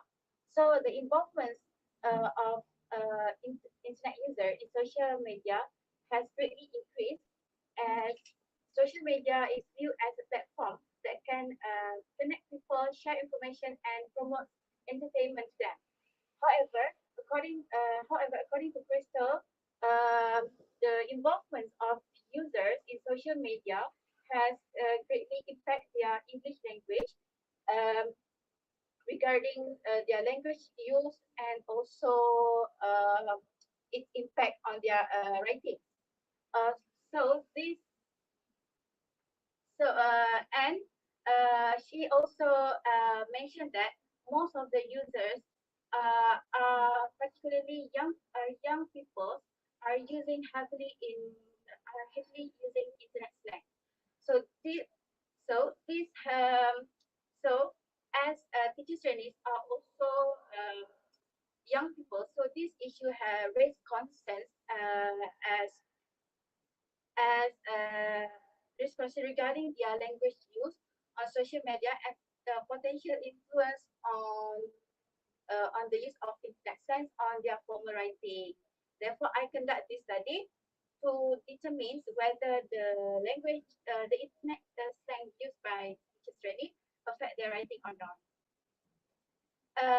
As we know, social networks benefits many users. K et al. Found that internet slang that is formulated from social media can degrade users' English proficiency. So, how internet slang can degrade English language proficiency? According to them, the practice of using internet slang can will become a habit and lead them to employ unintentionally in their academic writing, as mentioned by Funminayo 2020. So this also supported by Tareja, who agree that the distractions of precise language can jeopardize their writing quality and precision. There are two research objectives in my study. The first one is to identify teachers' training perceptions on the influence of internet slang on their writing, and the second one is to identify differences between male and female on the influence of internet slang on writing. So the research questions, based on the research objective, the research question can be developed. For the research hypothesis, in this study, this study predict that there is no disparity between genders on the perceptions of internet slang on their writing. So in this study, there are two significance. Firstly, this study has been beneficial for TESOL teachers training as it allow them to explore and realize their usage of internet slang and see if it affect their writing or not. And apart from that, it also lead them to develop self-awareness, which can prevent them from using the internet slang during the writing. As they are able to develop self-awareness, it helps them in spotting the writing errors, fix them, and make them become more aware about the particular mistake that they have done before.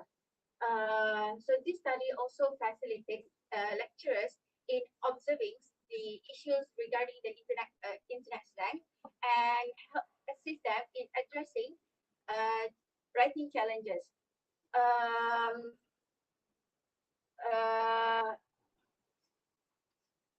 one of the ways that can curb this issue is by spreading awareness that can be implemented by lecturers. For example, the lecturers can portray good examples of using accurate English language through social chat that involve with student involved with teachers trainees. So based on the past researches by multiple research, there are two findings that I discovered. So the first one is that the use of internet slang on social media can affect their writing. And another finding that I found is the use of internet slang does not seem as a threat and not give any impact towards learners' writing. So for the first finding, several researchers agreed that the use of internet slang can lead the learners to unintentionally employing the wrong grammatical use and spelling in their writing, which can jeopardize their writing qualities. Next, for the second finding, there are two researchers that agree that the use of internet slang does not give adverse impact towards them. Based on this finding, they agree that the use of internet slang can decrease users' proficiency in English. However, with the high proficiency in utilizing English language, they manage to produce excellent academic writing. Next, this is my research conceptual framework for the influence of internet slangs on writing, which encompassing grammar, spelling, social media, and academic writing, are considered as independent variable. Meanwhile, the dependent variable is teachers' trainees' perception. So these four variable led me to measure the outcome, the teachers' trainee perceptions. So in my study, I use survey as my research design, as it is necessary to use, as it involves 126 teacher training from intake 2021-2026. So based on this Krejci and Morgan sampling levels, 1 to 6 population show that I need to choose 97 samples to be tested and analyzed. Therefore, in this study, I purposely select 126 teachers trainees as my population and randomly choose 97 to analyze.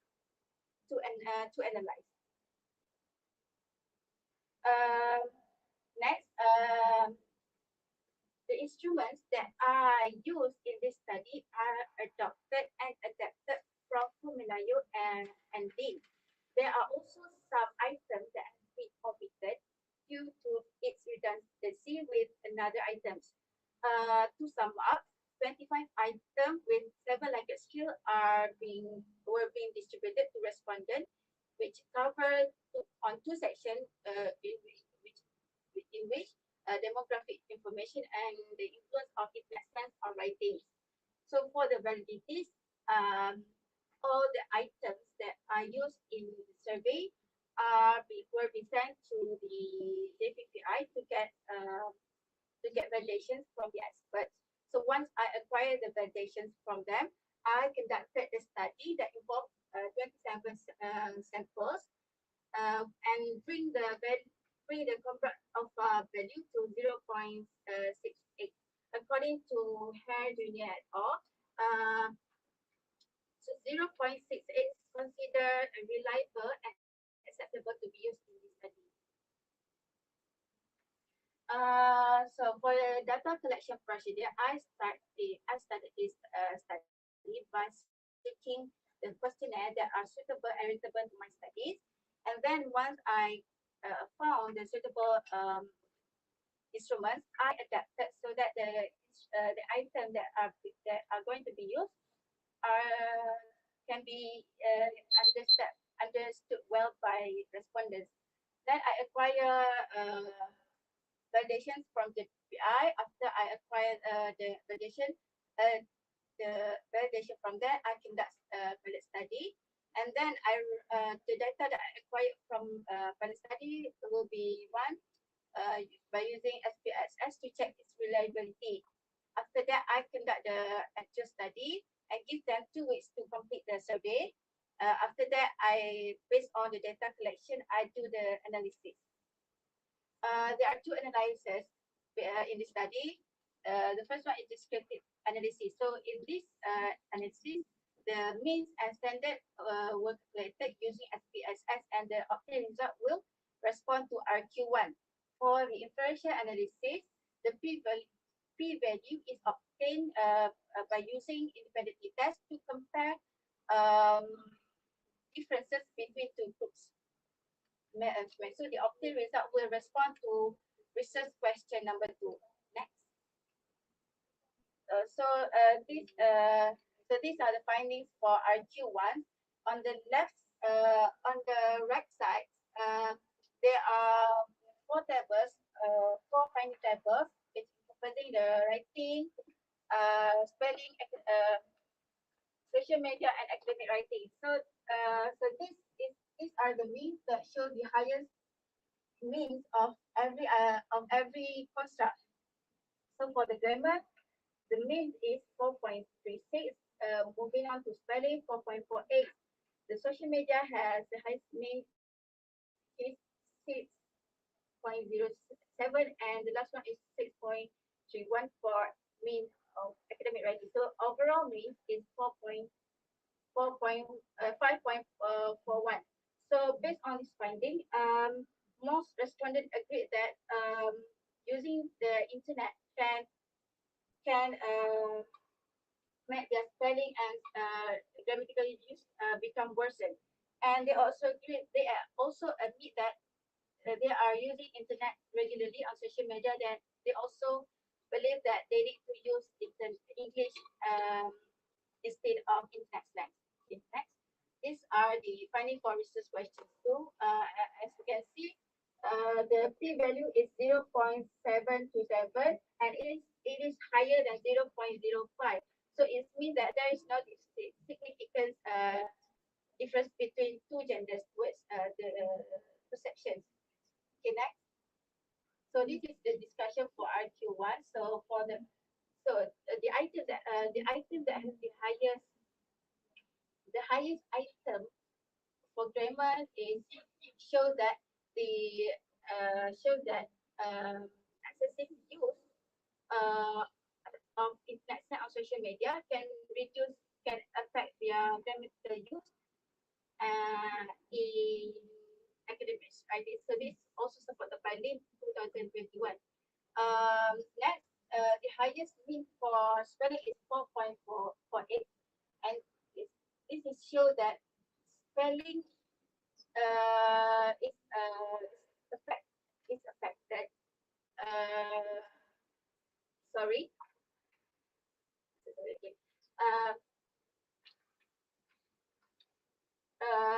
For spelling, the item that has the highest mean show that learners tend to become careful in using correct spelling when it comes to formal writing. So this is supported by Tangarash Manyam, who suggests that learner may employ internet slang in informal chat but prevent internet slang with incorrect spelling in formal writing.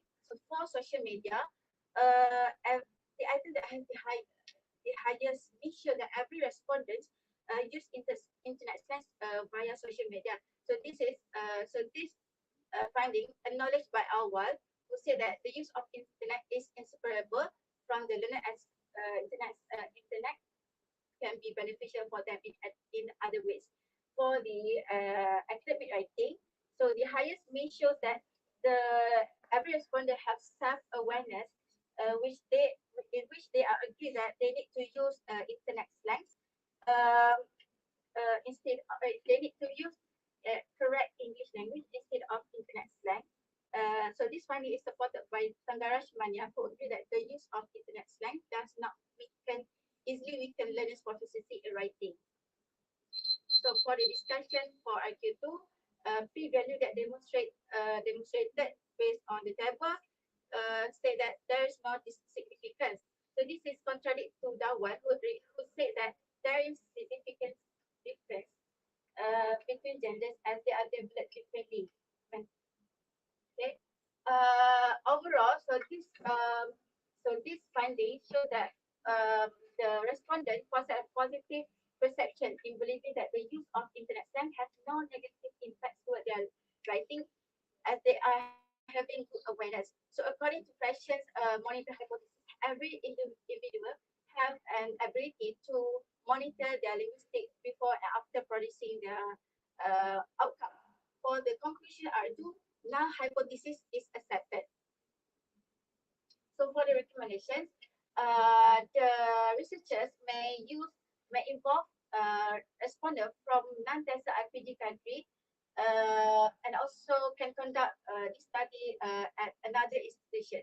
For the research design and approaches, the researchers can use different approaches such as qualitative study and involve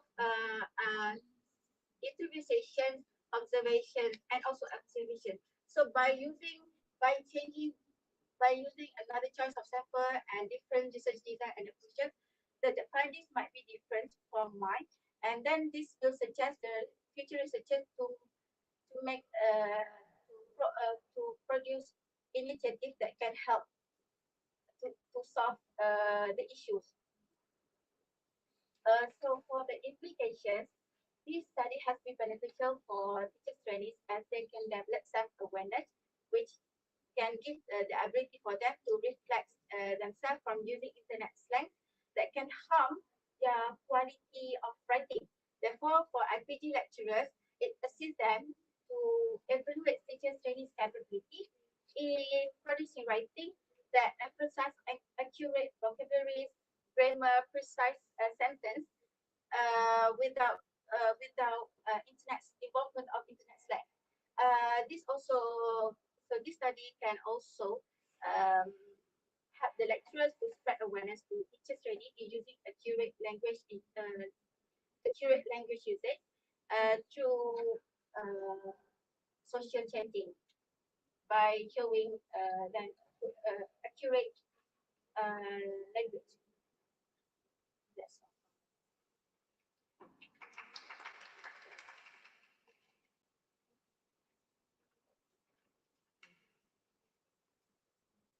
Okay. Congratulations, Isian. Okay. I have one question. Only one question. Okay. Tell me, why do you choose to take and adapt the questionnaire from Fun Melayu and also because there are other okay, based on your past research, right? There are other uh,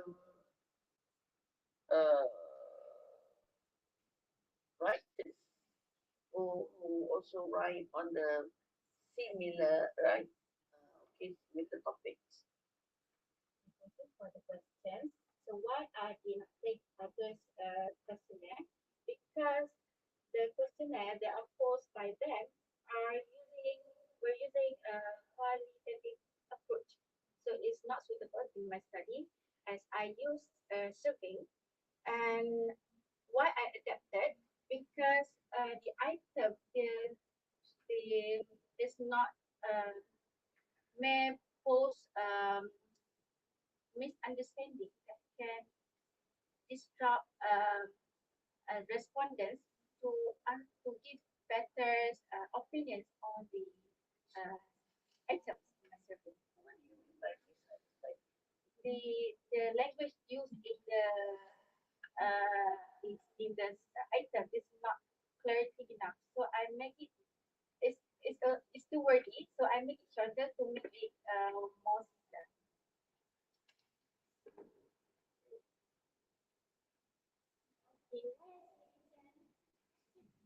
Right, congratulations. First of all, I think I would like to say I like how you have so many past studies in your research, and like how you actually support your primary capacity. This is what we look for, especially in chapter 4.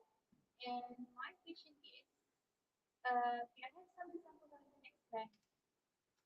And do you respondents actually know what I mean by internet slang? The examples of internet slang. So do your respondents actually know what I mean by internet slang? Okay. Yes, because internet slang. Okay, so there are so many examples of internet slang that we can use. For example, the combination of two words become one word, such as on the way, we can OTW. So that's an example. There are another example that integrates numbers in in the words. So I believe that internet slang is very familiar, especially young people,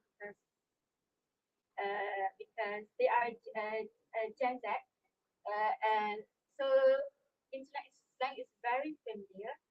They are familiar as most of them are using this internet slang on social media to make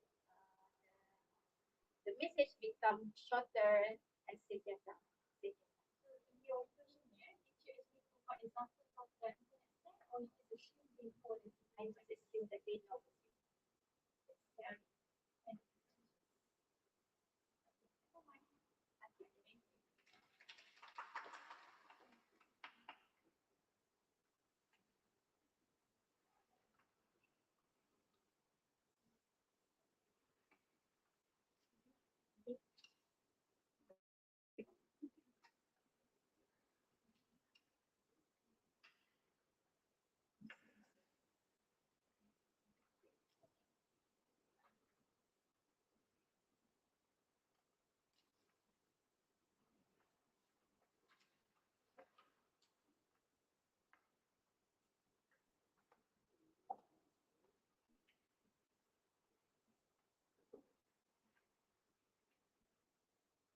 Okay, take a break for this session.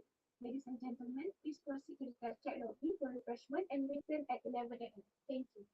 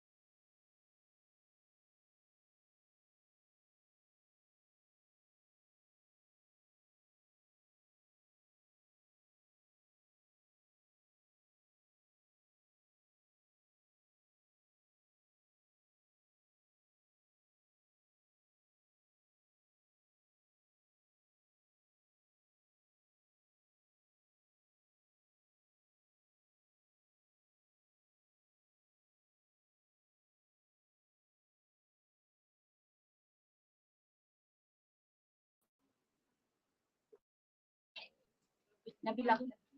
Thank you.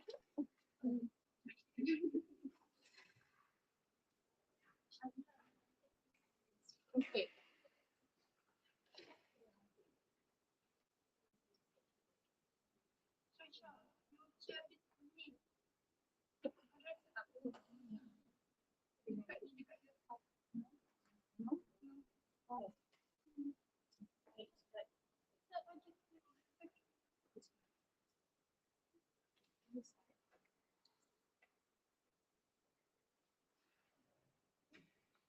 To resume the session, inviting the sixth speaker.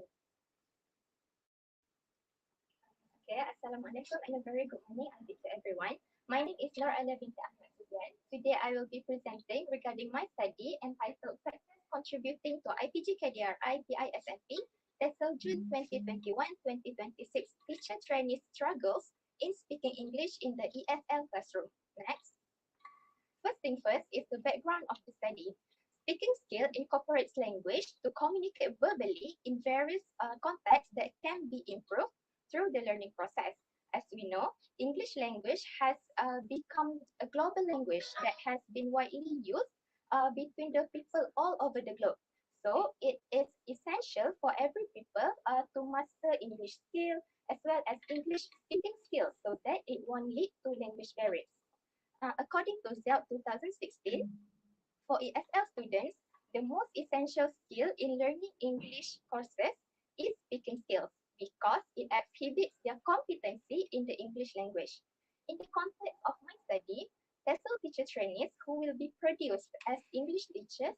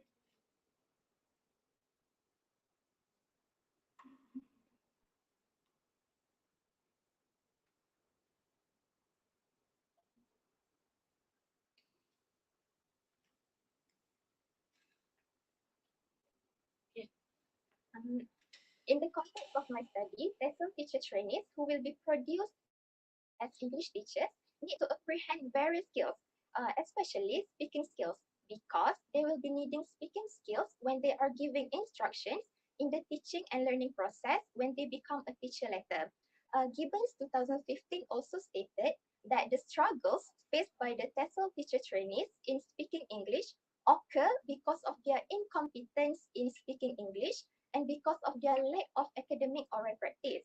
Hence, it is essential for the TESOL teacher trainees to practice English regularly so that they will become used to speaking English in their daily life. Next, for the problem statement, from 2009 said that most English learners are struggling with speaking and their level is still at an unsatisfactory level.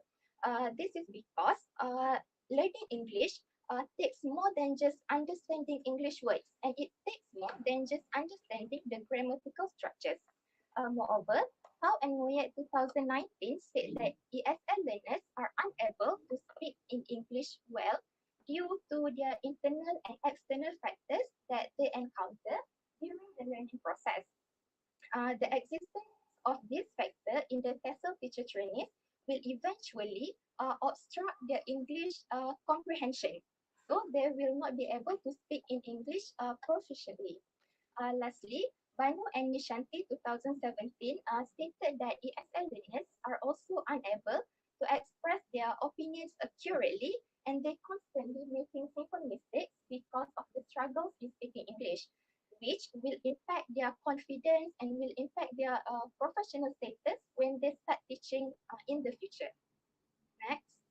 Okay, so this study is conducted based on these two research objectives. The first one is to identify the most dominant factor that contributes to the struggles in speaking English in the ESL classroom.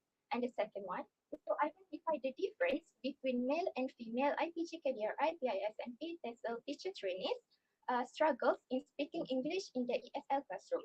The research questions, the research objectives will be answered by answering the research questions, and the hypothesis is formulated based on the second objective and second question, which lead to the hypothesis that there is no difference between male and female TESOL teacher trainee struggles in speaking English in the ESL classroom. Next. Okay, so this research is significant for three parties. The first one is for the TESOL teacher trainees because they will be able to figure out the main factors that lead to their struggles in speaking English in the ESL classroom. Therefore, it will be easier for them to focus on their main struggles and find suitable solutions to fix it and then prevent it from happening in the future. Next is for IPG KDRI TESOL lecturers. It will be easier for them because they will be able to know what exactly causes the TESOL teacher trainees to struggle in speaking English. So they will be able to find solutions such as making changes, especially in the teaching and learning process. And lastly, for IPGM, they can advocate speaking programs to the TESOL teacher trainees and find suitable solutions and sufficient solutions so that this issue will not happen in the future. Next. Okay, these are the past researches that I have referred to throughout the journey of my study. Next slide. Okay, these researchers, I referred to these researchers because they did a similar study as mine, which is regarding English speaking skills.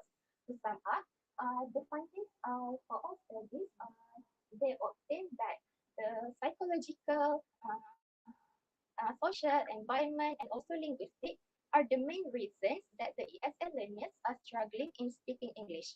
Next. Okay, this is the conceptual framework that visualizes the cause and effect relationship of my study. For the independent variable, which is the cause for something to happen, is the male and female IPG KDRI TESOL teacher trainees. Meanwhile, the dependent variable is the four aspects, which are affective, social, instructor, and also linguistic factors. Next.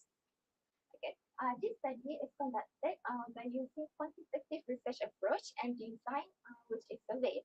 Survey is used in this research because I want to gather information through the respondents' answers. Before conducting the research, I determined the population in sample.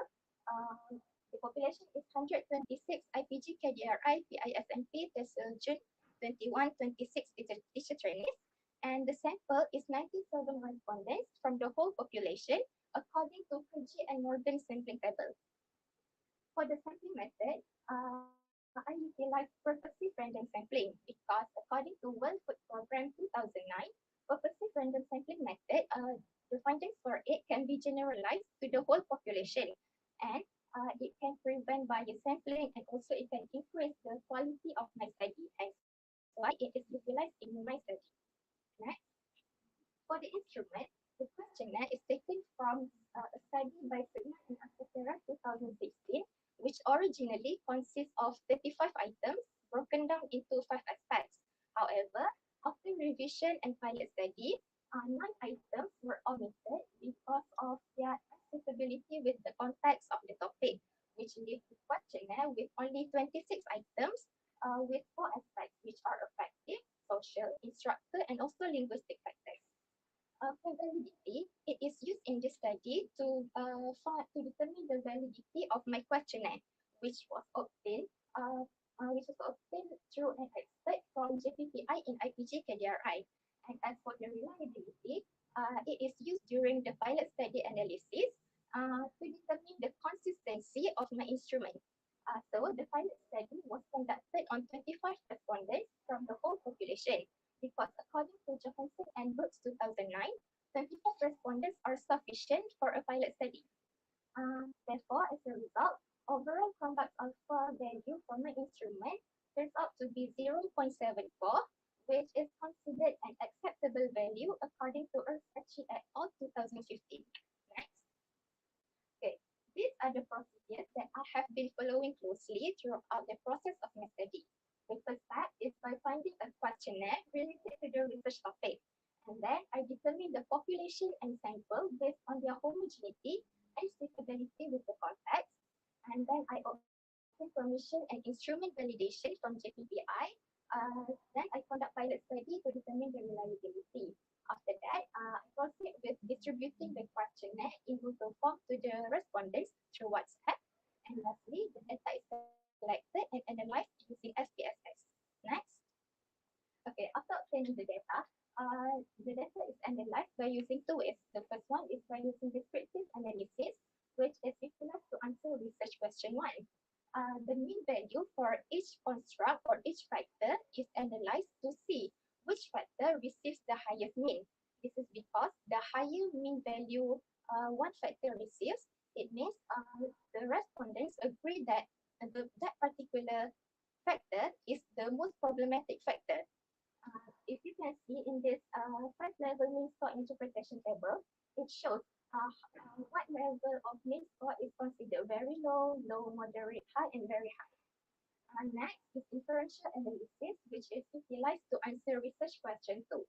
Independent test is used in this analysis to compare the means of two groups, which in this study is the male and female group. Okay, if you can see in this table, the interpretation of p-value from University of Southampton 2022, if the p-value is 0.05 or lesser, it means there is a significant difference between the struggle faced by the male and female teacher trainees. However, if the p-value is higher than 0.05, it means there is no significant difference. Okay, this is the data finding. It turns out that the effective factor receives the highest mean among other factors, which the respondents agree that effective factor is the most problematic factor that contributes to their struggles in speaking English. If you can see, the effective factor receives 3.71, which is considered moderate in the table. Unlike effective factor, instructor factor receives the lowest mean, which means that this particular factor contribute less or do not contribute at all in the teacher trainees struggles in speaking English. Next. Okay, this is a research finding for the research question 2. The p-value is higher than 0.05, which is 0.462. This means there is no significant difference between the struggles faced by male and female teacher trainees in speaking English. Hence, the null hypothesis is accepted. Next. Okay, the discussion for research question 1 and 2. Research question 1, the most dominant factor is the effective factor. This correlates with the research by Sigmund et al. 2016, which also received the same finding. This can be related to Prussian's effective filter hypothesis, because Prussian said that if an individual has high effective filter in themselves, it means they have low self-confidence, they have low motivation, and they have high anxiety in comprehending the English language. Next, for research question 2, the p-value turns out to be higher than 0.05, and it corroborates with the research by Nelson and Khalil Shah, which shows there is no difference between the challenges faced by male and female in speaking skills. Next. Therefore, it is concluded that effective related struggle is the most dominant factor that contributes to the struggles in speaking English. Hence, research objective 1 is achieved. And then there is no significant difference between male and female DRI teacher training struggles in speaking English in the ESL classroom. Hence, the research objective 2 has been achieved. Okay, for the recommendation, it is recommended for the future researchers to improve KDRI TESOL teacher training from other cohorts so that the findings can be generalized to every TESOL teacher training. And then they are recommended to do more in-depth research on this topic so that they can encounter other studies that include different factors or struggles other than the factors listed in this study. And lastly, they can use qualitative approach and methods such as interviews, observation, and tests, because speaking skill is one of the productive skills. So it will be more reliable if the future researchers can witness the respondents or the samples speaking with their own eyes. Hence, they can find new findings and factors faced by the test of teacher trainees. Okay, and lastly, the implication, this study brings implication to test of teacher trainees because they will be able to identify which factor contributes to their struggle, and they will be able to reflect on the witness of struggling to speaking in English. For TESOL lecturers, this study will provide a clearer view and better understanding of this issue, and they can focus on planning speaking activities and suitable teaching and learning methods that are suitable with the TESOL teacher training struggles. And lastly, RKJM can provide activities related to speaking, and also they can revise RMK to elevate the number of activities and assignments incorporating speaking, so that the TESOL teacher trainees will get more practice of English regularly, and they can get used to speaking English in their daily life. I think that is all. Thank you.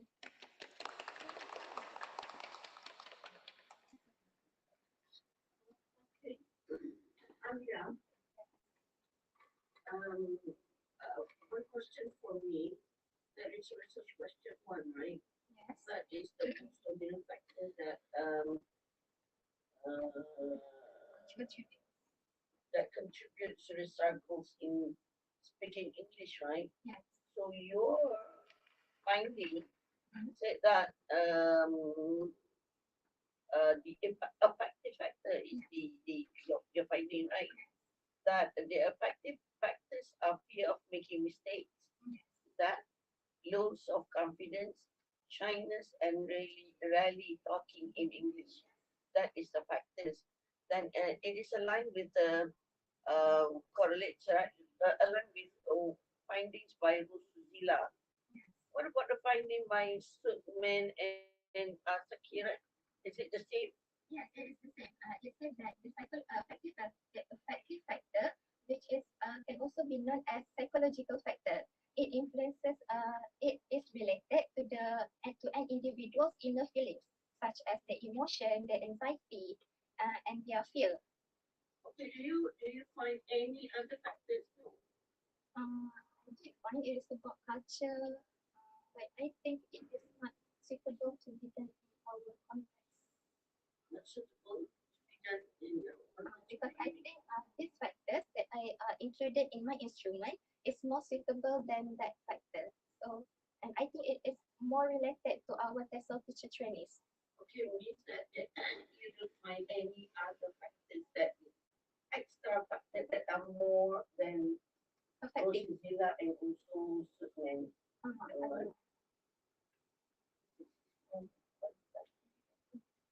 If you do it qualitative, then you might find another factor, right? Yes. Yeah. That's why I did it on the recommendation. Yeah, because you already have the factors. Yes. So I need to find another factor. Yeah, because you already have the factors, then this is the your findings, right? But if you do it qualitatively, then you might find another factors, new factor that contribute to this. Yeah, speaking struggle. Okay. That's it. Thank you. Anya, I was about to ask something that something to do with effective factor. So this is one of the theory, question theory, right? So in your finding, you stated that effective factor is the highest factor contributing to the struggle of speaking in English. However, the mean is not that high. It was just moderate. You put it to 7 so means the teaching right? So what is your comment? Because your students are actually the sample students, and the factor that contributes to the struggle is actually the effective filter. So what do you think about this? I think the main reason why the effective factor receives the highest mean is mainly because of they rarely talk in English in their daily life. They usually talk in English only during their classes, but outside the classroom, they will usually speak in Malay, or if they speak in English, it will be little, and they speak in their native language more than English. Somehow they are lack of perfection and then contribute to this factor to be the highest. other than other factors? I believe yes, because personally I also feel the same.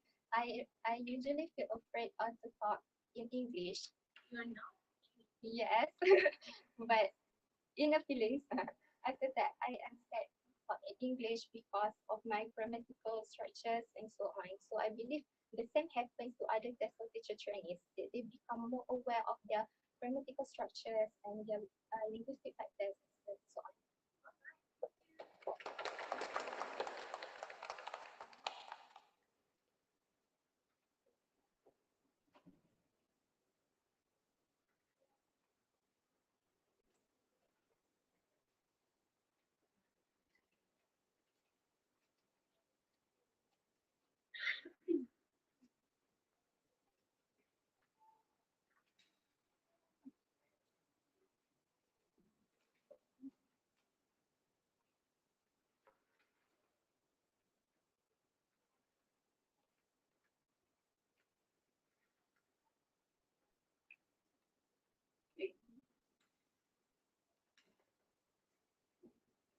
Okay, Assalamualaikum and a very good morning to everyone. My name is Nur Aminah Islam. I'm from PISMP Test 2 June 2020-2024 and supervisor is Dr. Muhammad Jalani bin Hassan. So today I will be presenting my research entitled The Relationship Between Attitudes Towards English Language and the Achievement in English Subject. Okay, so first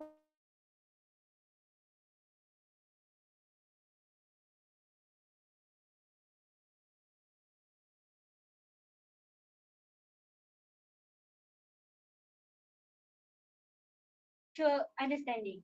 So some people are interested in learning second language because they believe it will help in personal and also professional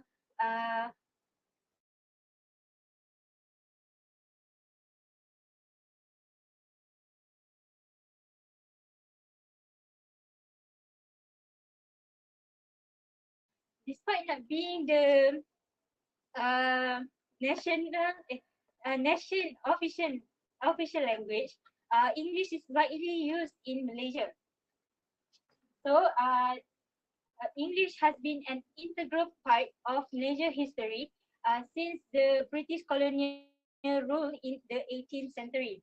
And the importance of English is um, in Malaysian society can be demonstrated in many areas, including education, business, careers, and diplomatic language, as well as the daily life of many peoples. So, according to Karahan 2007, attitude and motivation are critical for language learning. Positive attitudes increase motivation, while negative ones reduce the motivation in learning language. So, it is critical for someone who wants to learn a new language to have a good attitude regarding the language in order to boost their motivation to learn the language. Next. Okay, so for the problems, according to Deputy Education Minister Lim Hui Ying, she stated that in Malay Mail 2023, there is a teacher shortage in primary school subject in primary schools. So to address this issue, the Ministry of Education has launched a number of initiatives such as special recruitment of new teachers, professional development programs, and also addressing the four causes or subjects that with low number of teachers, which are English, special education, information and technology, and also Islamic education.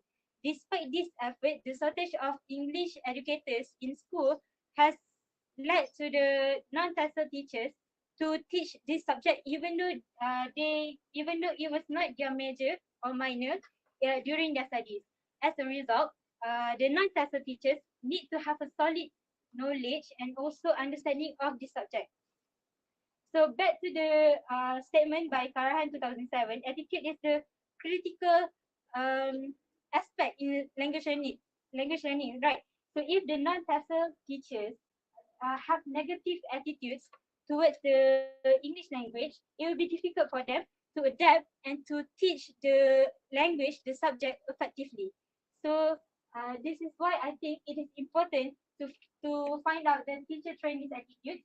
We need to start from the below towards English language and whether it is related to their achievement in English subject. Okay, next. So for the objective question and also hypothesis. The objective, which I have two objectives. First, to identify non-TESOL teacher trainees attitudes towards English language, and also to identify the relationship between teacher trainees attitudes and their academic achievement in GEC 1023. So the questions are, what is the non-TESOL teacher trainees attitude towards English language, and what is the relationship between teacher trainees attitude and their academic achievement in GEC 1023? So the null hypothesis is there is no significant relationship between teacher trainees attitude toward the English language and their performance in GEC 1023. So I have two significance for this research. The first one is TESOL lecturer. So the TESOL lecturer can find out teacher trainees attitudes toward English language, and they are able to find new teaching approaches to assist teacher trainees in developing an interest in this language. And for IPDM Malaysia, the administrator of IPDM can gain insight from the study by understanding the issue of teacher training attitudes toward English language, and finally organizing corresponding programs that help in resolving this issue. Okay, next. So this is my past research that I used for my research. First one, motivation and attitudes toward learning English among undergraduates in National University of Malaysia. So it was conducted by Hussein and Farila in October 2014 at National University of Malaysia. The researchers find that UKM undergraduates' motivation and attitudes toward learning the English are good, and the result demonstrate positive sentiments regarding the use of English. And then attitude, the second research is attitude towards English language learning among EFL learners in UMSKAL. So it was conducted by Syami Ahmad in 2015 at University Malaysia Sabah Campus Antarabangsa Labuan. The finding shows that positive attitude of the learners who were having English courses in their academic institution. The finding shows that the learners have positive attitude toward English courses in their academic institution, yet feel the need for extra support and the desire to attend private tutors. Okay, next. The last first research. Attitude in English and competence of students at Integrated Refinery Petrochemical Complex IRPCT Technological College Rayong, Thailand. So this is conducted by Sinabaf Borja in May 2016. It showed that learners are neutral about learning English and favorable about how English is taught, and the attitude toward English learning is not significantly and positively related to their English ability.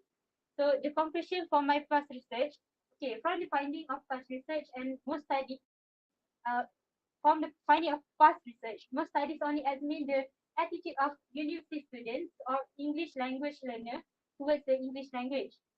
But there is still a lack of past studies that examine the relationship between attitudes towards English language and their achievement in English subject among the teacher trainees in IPG.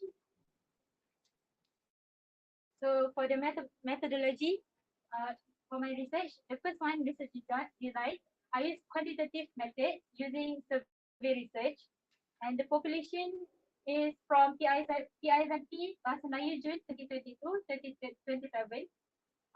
There are 122 teacher trainees from this cohort. The pilot study, I used 20 teacher trainees from this cohort, and the sample for this study is 80 from 102 teacher trainees after excluded pilot study respondents. Next. Okay, so for research instrument, I have a question. I used a questionnaire with a total of 22 items that was derived from 3 past research. The first one, attitudes toward English language.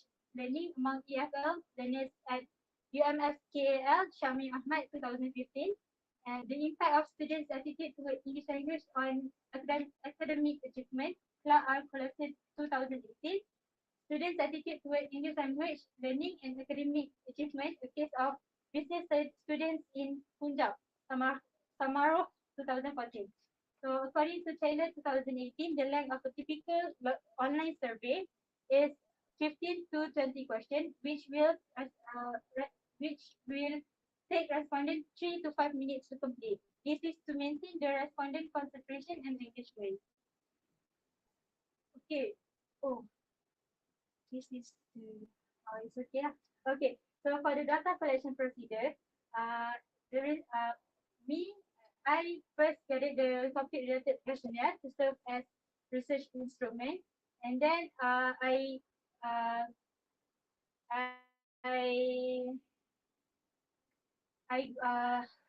consult with my lecturer, and I use three instruments from three different research.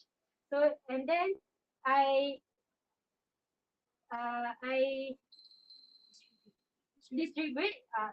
First, I ask Mission for IPDM Malaysia via Pusat Pendidikan dan Inovasi to distribute the survey, and then researchers conduct pilot study from with 20 teacher trainees to test the instrument reliability and validity. And following the test, the survey was delivered to the sample over WhatsApp, and the sample was required to complete the Google form within 2 weeks. Okay, so for pilot study and reliability, okay, the pilot study, I used a total of 30 teacher trainees. It said that Louis et al. Said that there is no clarity on the optional number of participants for pilot study, with recommendation ranging from 10 to 12 per group to from 60 to 75 per group. Okay, according to Nunali, 1978, the combat alpha criteria as follows: an alpha coefficient greater than 0.90 indicates excellent reliability. A coefficient between 0.70 and 0.90 demonstrates acceptable reliability, and coefficient less than 0.70 indicates weak reliability. Therefore, the research instrument reliability is acceptable at 0.889. And my data analysis procedure, I use two procedure. First one, descriptive analysis was used to answer question 1, and differential analysis, Pearson correlation, was used to answer question 2. Next. Okay, so this is the finding for research question number 1. Based on the research finding, it shows that the segment with the highest mean score is item 1, which is the English is an important language, international language. I'm sorry. Okay, the segment has a mean score of 4.65 with a standard deviation of 0.65. It shows that teacher trainees are strongly agree with this segment. English is an international language. Okay, and then the segment with the lowest mean score is item 3, which has a mean score of 3.41. The segment is English is the mark of an educated people. Okay. So the overall mean score for this study is 4.214, which indicates the trainee teacher's attitude toward English is at a high or very good level. Okay, next. Okay, this is the finding for research question number 2. The study found a value of R equal to negative 1 to 9 for the relationship between the teacher trainee's attitude toward English language and achievement in TEC 1003. The value of R, negative 0.129, the study indicates a weak negative correlation between the teacher trainee's attitude toward English language and achievement in TEC 103. The result shows that there is no significant correlation between the attitudes of teacher trainees toward English language and the achievement in DEC 103. Thus, the null hypothesis was accepted. So my findings is similar with the findings from Schönberg Borja in 2016, which shows that students' attitudes toward English language is not significantly and positively related to their English ability. Okay, next. So for the recommendation, I recommend the future researchers to utilize larger sample, use a bigger sample size for future study on this issue in order to acquire more credible results. Future researchers are encouraged to widen their coverage by analyzing several campuses or institutions. And next, increase the number of major use. Future researchers may choose to pursue different courses, to use different courses or add to the existing one, which is the Bahasa Melayu students, teacher training. Okay, next. So this is the implications. These are the implications. The first one, special lecturers. By this research will help the special lecturers to promote positive special lecturers. Special lecturers, they play a very important position in promoting positive attitudes and determination. Develop and special lecturers can develop and conduct lectures and programs that include a variety of methods and challenges to fit student interest and ability levels. And the next one, Institute Pendidikan Guru Malaysia. IPGM can plan and implement activities that can have an impact on the teacher trainees' attitudes toward the English language. It will reduce the risk of teacher trainees facing difficulties in adapting if they were asked to teach this language in school. That's all from me. Okay.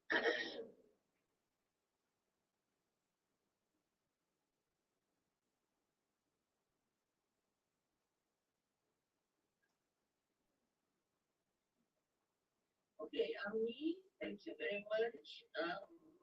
And congratulations. Okay. My question is on your methodology. Okay. Methodology. 8. Okay. Your population, I'm interested to look at your population. 122 teacher trainees from LPGKDRI's PISMP Bahasa Melayu.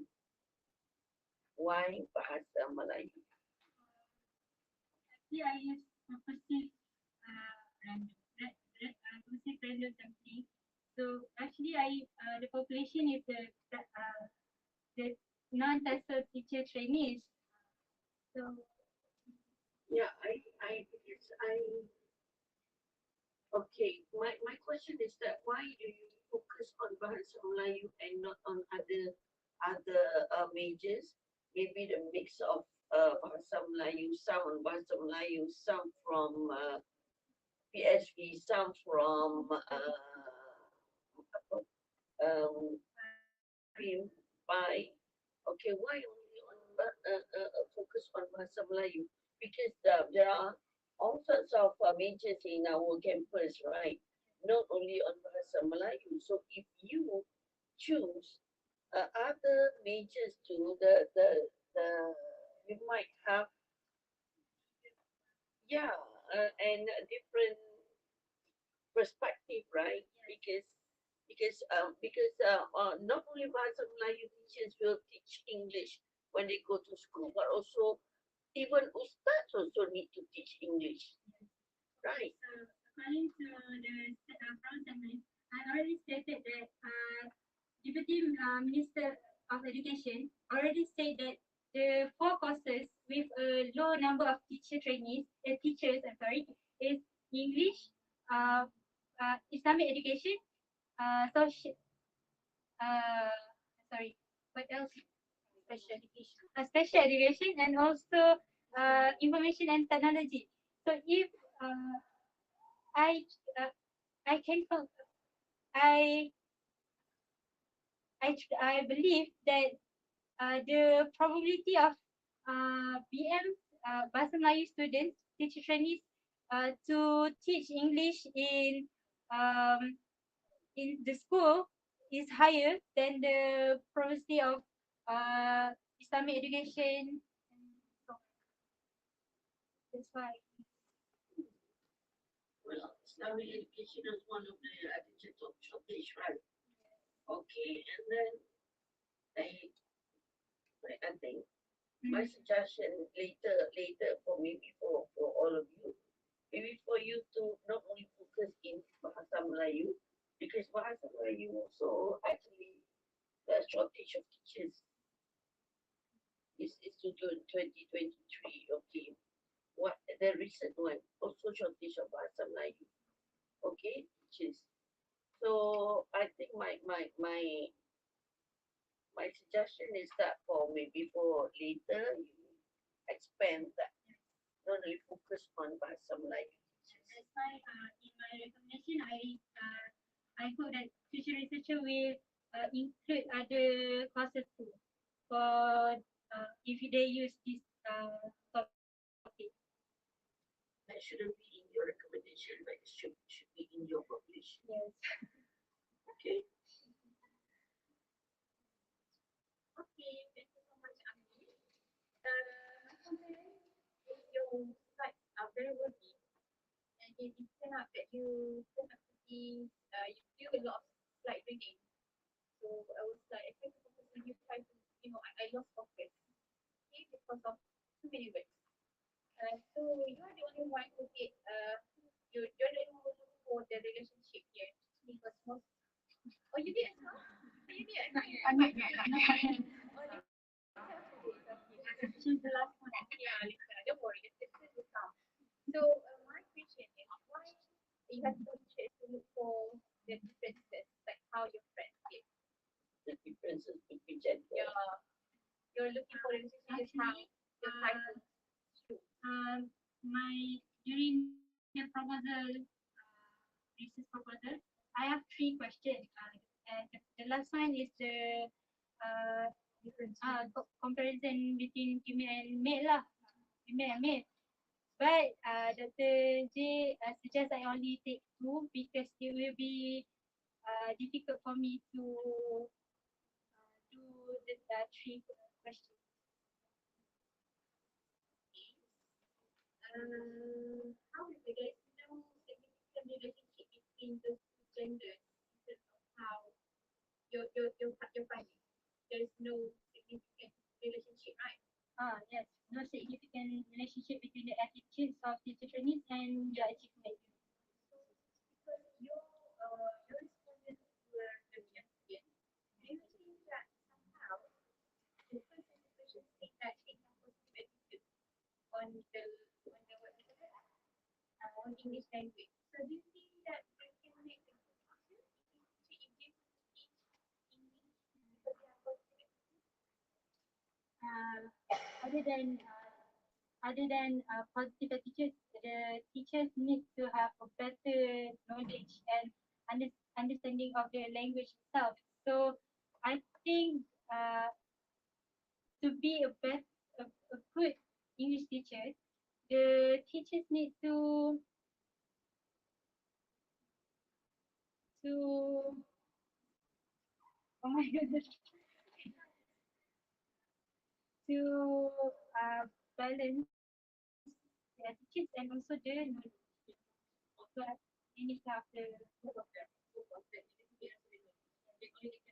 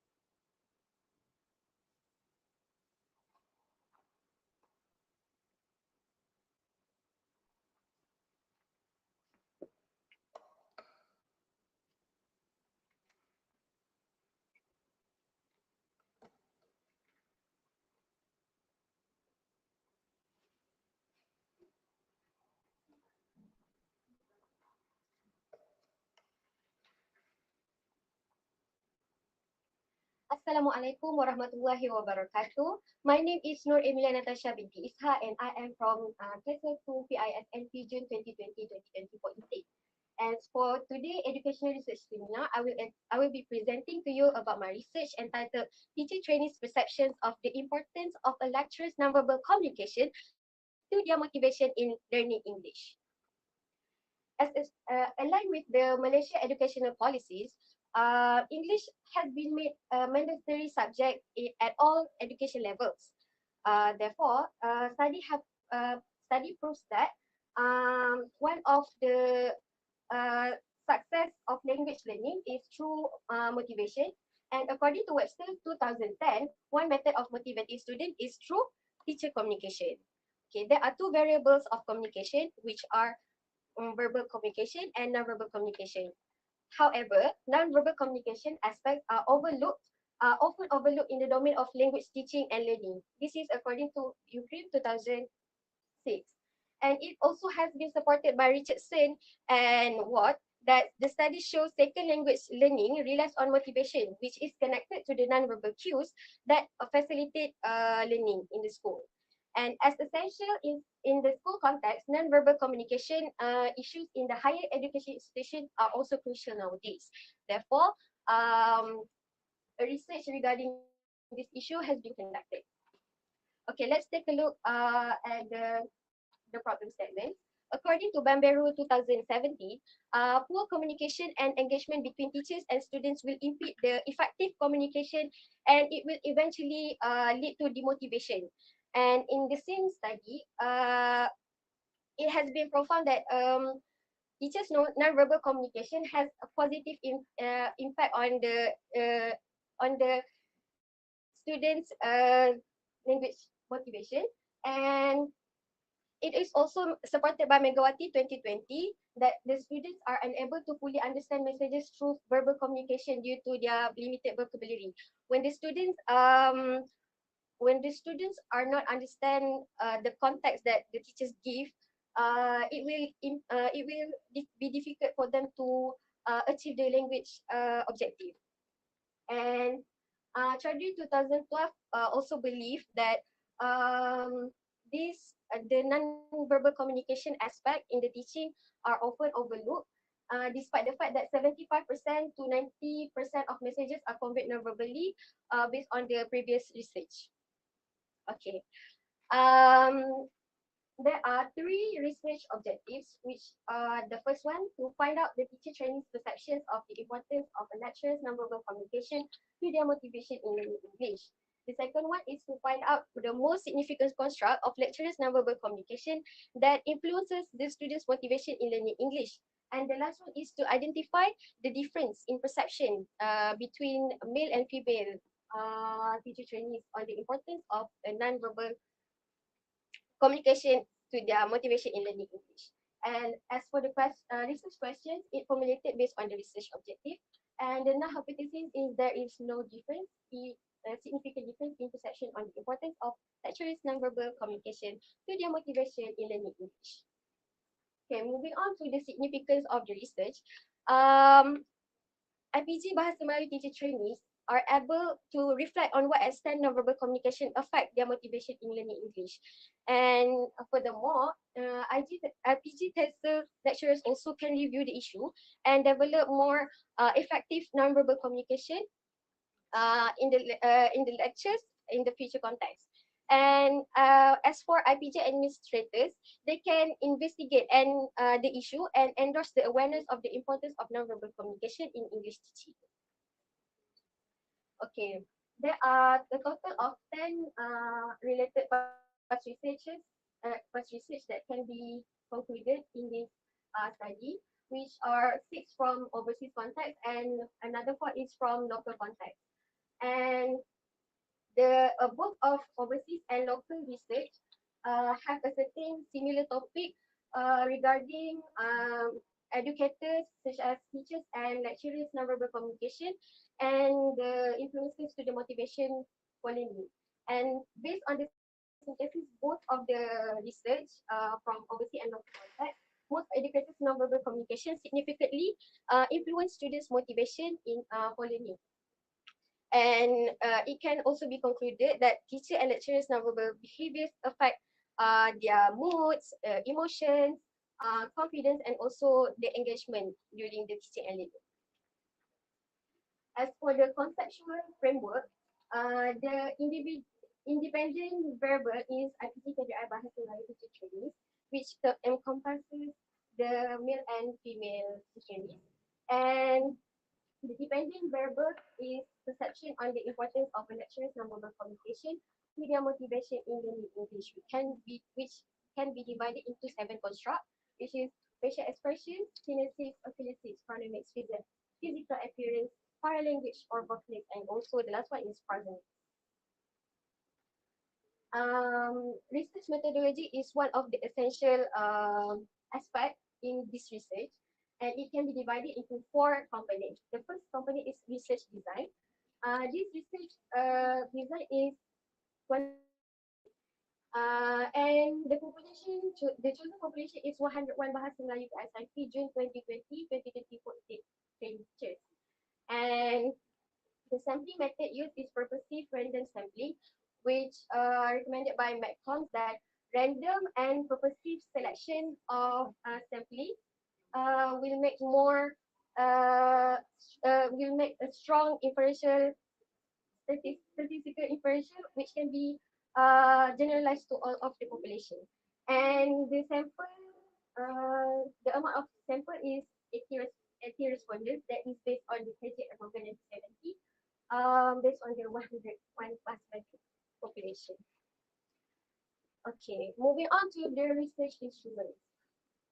The questionnaires adapted from Nagin, from his research regarding the teacher's nonverbal communication and its impact on the youth population.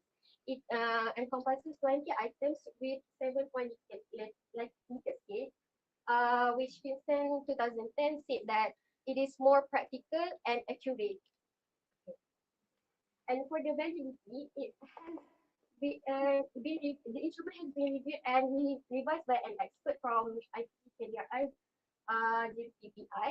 And for the reliability, it was conducted through a pilot study with 15 respondents from Bahasa Melayu 5. And according to Johansson and Group 2009, an average of 15 until 30 respondents for a pilot study is sufficient. And the combat alpha value is 0.79, which is coefficient with the reliability measurement as stated by Mohajan 2017. Okay. As a result, selection procedure, the first step is the researcher find a credible research instrument and appropriate questionnaires. And then following by determine a homogeneous population and sample, and then ask permission to carry out the study through pusat penyelidikan, then evaluasi PPI, and then the researcher carry out a pilot study and review the instrument's reliability and distribute. And then after the reliability and the validity was tested, the researcher distribute the survey through Google Forms and give the respondents an ample time to complete the survey. And then the collection of the data is collected and analyzed, and the report is written based on the findings and answering the research questions.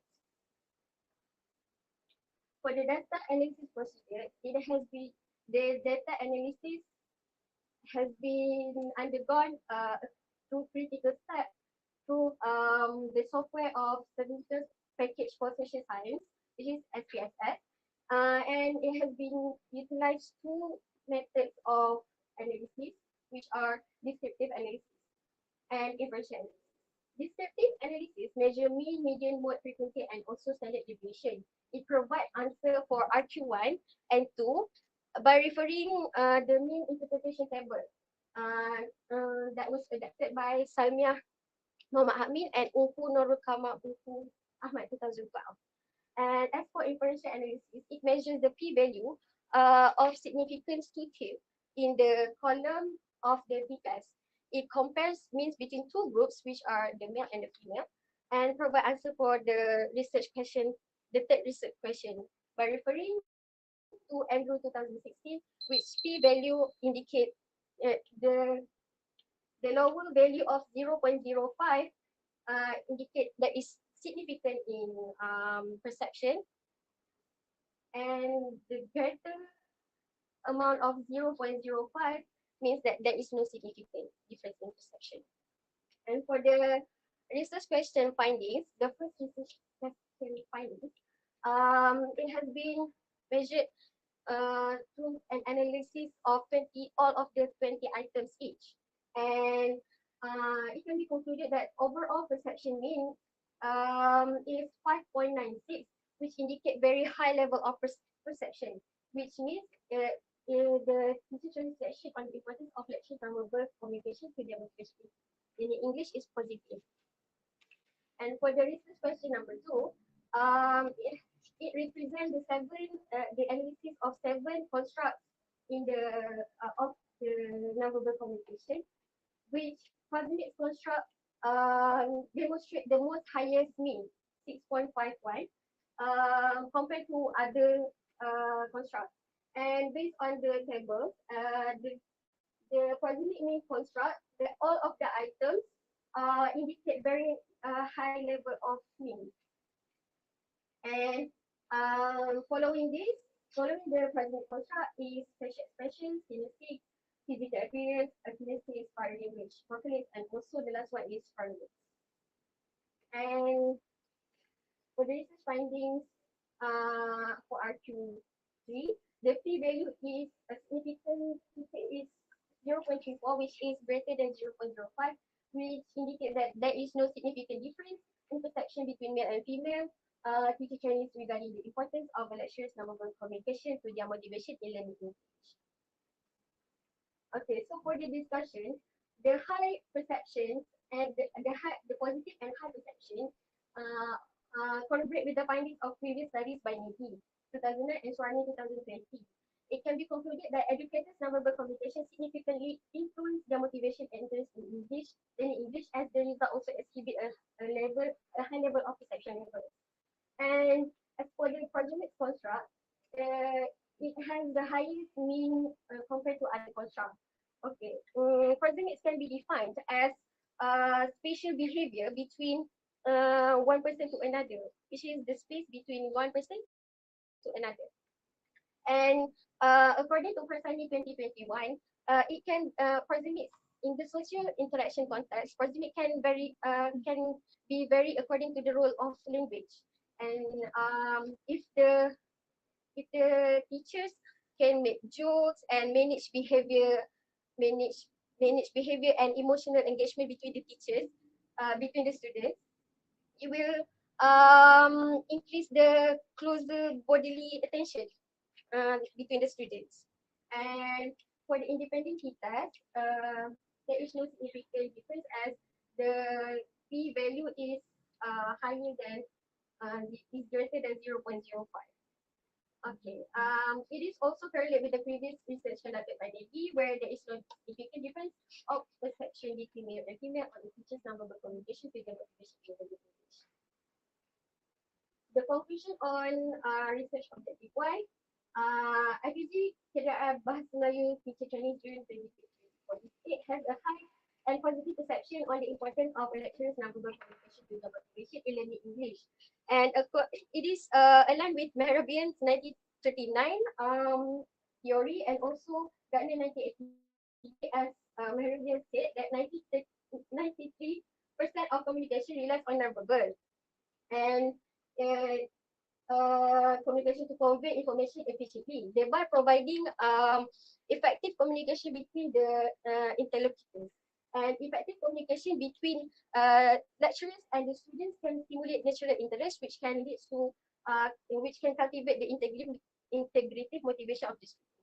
And for the research objective number 2, IPG Keadaan Bahasa Melayu Teacher Training June 2020-2024 intake has the most positive take on the lectures proximate cues, as all of the items record very high means. And Farsani 2021 claims that that he have applied many strategies such as making jokes and adjusting behavior to engage with the students. And as a result, his bodily approach cause the students to approach and to pay more attention to him. And for the research objective number 3, there is no significant interaction between male and female teacher trainees regarding the importance of lectures nonverbal communication to their motivation in English, and it indicates that that gender does not affect teacher training section according to the previous research, and therefore the this is accepted. As for the recommendation, the future researchers should use sample a larger size of sample and population. And in the similar topic, they can include other non-cancer teacher trainees from the same intake so that they can the result can be applied to all non-cancer teacher trainees in that institution. And for the instrument, the future researchers should adapt more instrument and also adding more items to provide more insight regarding the issue. And it will eventually help the student to gain a better understanding of how the lecturers use different non-verbal cues to communicate their messages.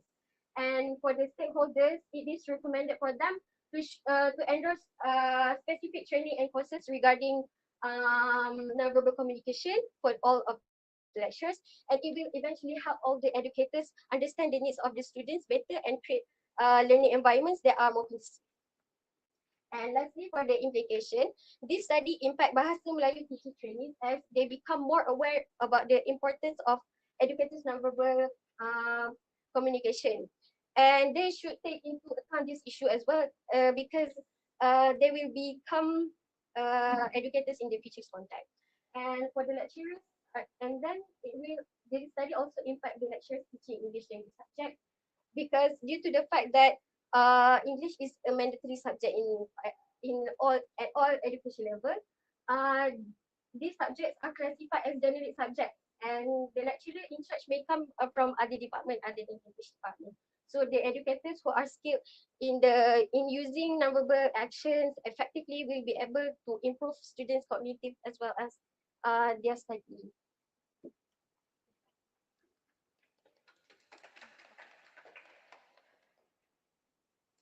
Okay, thank you, Emilia. Nervous? Yeah. Thank God it's over, right? Okay. Emilia, can I have a look at your discussion on LQ1, 2, and 3? Yeah, okay. Now, educators' nonverbal communication significantly influences their motivation and interest in learning English. As a result, also as with a high level of perception levels. Who are the educators there? The educators there is based on the previous studies. The educators is the teachers, and the result of the findings is This is based on the result, right? based on the Okay, based on your findings, right? based on the it corroborates with the past research. Okay, It is so the those educators now for the communication certificate. Okay, that is your past research. Is that past research? This is past research. Oh, okay, I thought that is your finding. And it is aligned with my findings. The finding is perception of the lab. Okay, because it's quite confusing there. Okay. Okay, what is your finding of perception?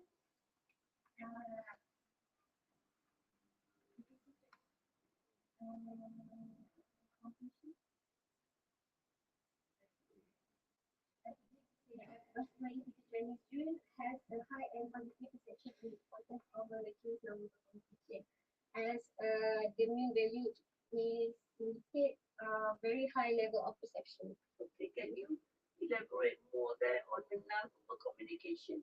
Lecturers non-verbal communication. Okay, then Just there are a few, right, that you highlight here. So can you please elaborate on that? What is that lecturers non-verbal communication? lecturers nonverbal communication can be divided into 7 domains, which are the first one kinesics, oculesics, acronymics, paralanguage, prosemics, and also physical appearance. And kinesics means that the body gesture, the body posture and movement the teacher demonstrate in the class. Meanwhile, the oculesic is the eye contact between the teachers and the students. Meanwhile, acronymics stress on the time patterns that the teacher use in the class. And then about the paralanguage is about the component of vocal. And prosemic is the spatial behavior between the teachers and the students. And eventually, this nonverbal communication will builds a sense of trust and builds a healthy relationship between the teacher and the students. Hence, it will influence the effective communication between the teacher and me. And eventually, we motivate the students to learn. And also discipline. Yes. Okay. Among those that you mentioned just now, which one is the highest actually? Proxemics construct. Proxemics, which is the bodily approach that causes the student to approach and pay more attention to the lecturers, which can be perceived through the jokes, how the lecturers summarize the lesson. It is more on the relationship between the lecturers and the students. Okay. By knowing that, Mhm. the findings, okay, what do you think that you as a teacher trainer, okay, what's the impact to you as a teacher trainer? Personally, as a teacher trainee, Trainees, please, not teacher trainers. Teacher trainees. as a teacher trainee, I can reflect this into my teaching and learning in the future context. So I can create a more conducive learning where I can imply the effective communication between the students and the teachers, between me and the students. Okay, thank you. Question. You one at the moment. I noticed that your response and your population is not in our IPG. It's in Bahasa Melayu. No, it is in our IPG, but Bahasa Melayu English. That is what I want to focus also because of the one that you, The one in your yeah, the one in your signature. Oh. That is, yeah, Bahasa Melayu. IPG Bahasa Melayu teacher trainees. Then I thought it was conducted in Kuala Lumpur. Anyway, because my question is, I noticed that you have quite a number of technical words here. For example, you have the kinetic, aculetic, dynamics, and so on and so forth. How did you put that in your instrument as the item? Did you use the terms and did they know what they mean? I didn't put. I just compile all of the questions without being divided into constructs yet. As in the analysis, I divided into constructs. Are there some examples on the items for flow segment? For example, yes.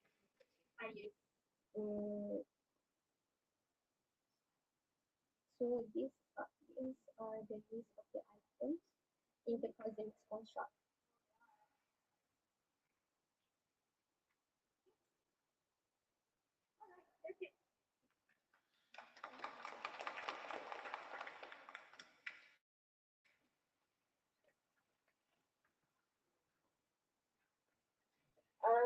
Siapa tadi tu? Nama apa tadi? Emilia. I'm afraid that in your writing that you might use IPG Bahasa Melayu teacher training. So be careful with that because it will, yeah, yep. Because when I first look at it, okay, yeah, mistakenly I said you are using your IPG Bahasa Melayu as your, Okay. yeah, as a such for students, as your population. Okay, be careful. When you use IPG Bahasa Melayu IPG ke dia, I bahasa Melayu major ke apa ke, okay? So be consistent from the beginning until the end, so that certainly pun your lecturer will introduce the reader of your thesis also will understand and they will produce. Okay, be consistent. In writing the thesis, you need to be consistent from the beginning until the end. Okay.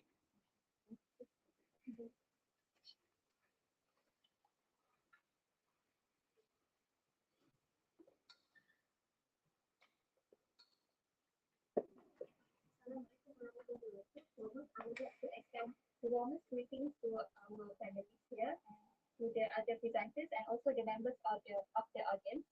My name is Fahira Afifah and I am greatly honored here to share my study, which is the investigation of ITT Federal Vessel Training Perception on the use of the Jolat Club as the main material in PSLV 3203 multicultural literature. Okay, so education is a key and indispensable component of a community overall development and growth. Thus, Laza 2003 believes that academic experts often accentuate the paramount of providing equal access to top-tier education to the learners of today. In pursuit of providing the top-tier education, we must focus on shaping the teachers first. Thus, it is imperative for us to give the best training and education to the future teachers, especially those in IPG KDRI. So for TESOL teacher trainees in IPG, PSLV 3203 multicultural literature is one of the required courses in the KICD Dasar curriculum. According to Neil Farah Sulaiman, this essential syllabus comprises a plethora of subjects concentrating on English language mastery, and Nur Muslifa binti Musa believes that it includes the basis of social, psychological, and cultural aspects of teaching. In PSLV 3203 course, Jolat Club, a novel by M. Tan, is among the suggested main material that is mentioned in the summary of information or RMK. So this is because novels can pose as a compensating substitute for a basic textbook. The novel, which includes 288 pages, tells a story of 4 Chinese women and whose lives are significantly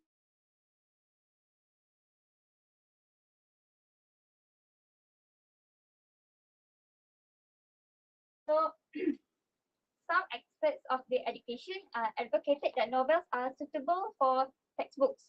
However, Krishna Sami 2015 disputes that by saying that inappropriate novels could inevitably affect the students negatively and stunt their learning progress. Furthermore, Mohibullah and Fatima 2013 also assert that poor selection of literary texts may lead to severe drawbacks to the learning of literature, such as low motivation. And according to Renner 2018, teachers with students of disparate reading abilities may face challenges in finding the right text to teach and cater to everyone's needs. Without thorough investigation, the use of Jolat Club in the literature course may have similar repercussions. Next. So, research objectives should be attainable and specific. So in this research, I aim to elucidate these objectives, which firstly is to identify teacher trainees' perception on the use of Jolat Club as the main material in PSLV 3203 multicultural literature. Secondly, I aim to identify the most significant aspect of teacher trainees' perception on the use of Jolat Club as the main material in PSLV 3203 multicultural literature. And lastly, for the third research objective, it is to identify the difference in the perception between male and female teacher trainees towards the use of Jolat Club as the main material in PSLV 3203 multicultural literature. And for the research questions, they are derived from the research objectives. And based on the third research objective, I have formulated a null hypothesis which states that there is no significant difference in the perception between male and female teacher trainees on the use of Jolat Club as the main material in PSLV 3203 multicultural literature. Next. So this research, the fundamental intent of this research is to assist teacher trainees in IPG IPG KDI to reflect on the effectiveness of using Jolak Club novel in their learning and express their opinions in a discreet manner. In this case, I provide a space for them to share their thoughts anonymously. Secondly, it is to help the special lecturers in IPG KDI to examine the implications of using the Jolak Club novel and propose solutions or appropriate means to enhance their learning for their students. And thirdly, it allows the IPGM administrators to identify the issues that trainee teachers might encounter while using the Jolak Club novel and determine the suitability of the material. Next. So in total, there are 6 past researchers, in which 3 of them are local studies, while the remaining 3 are from abroad. And as you can see from the underlined phrases, these past researchers share the same premise in which they intend to study the suitability or the effectiveness of novel and literature in teaching and learning. Next.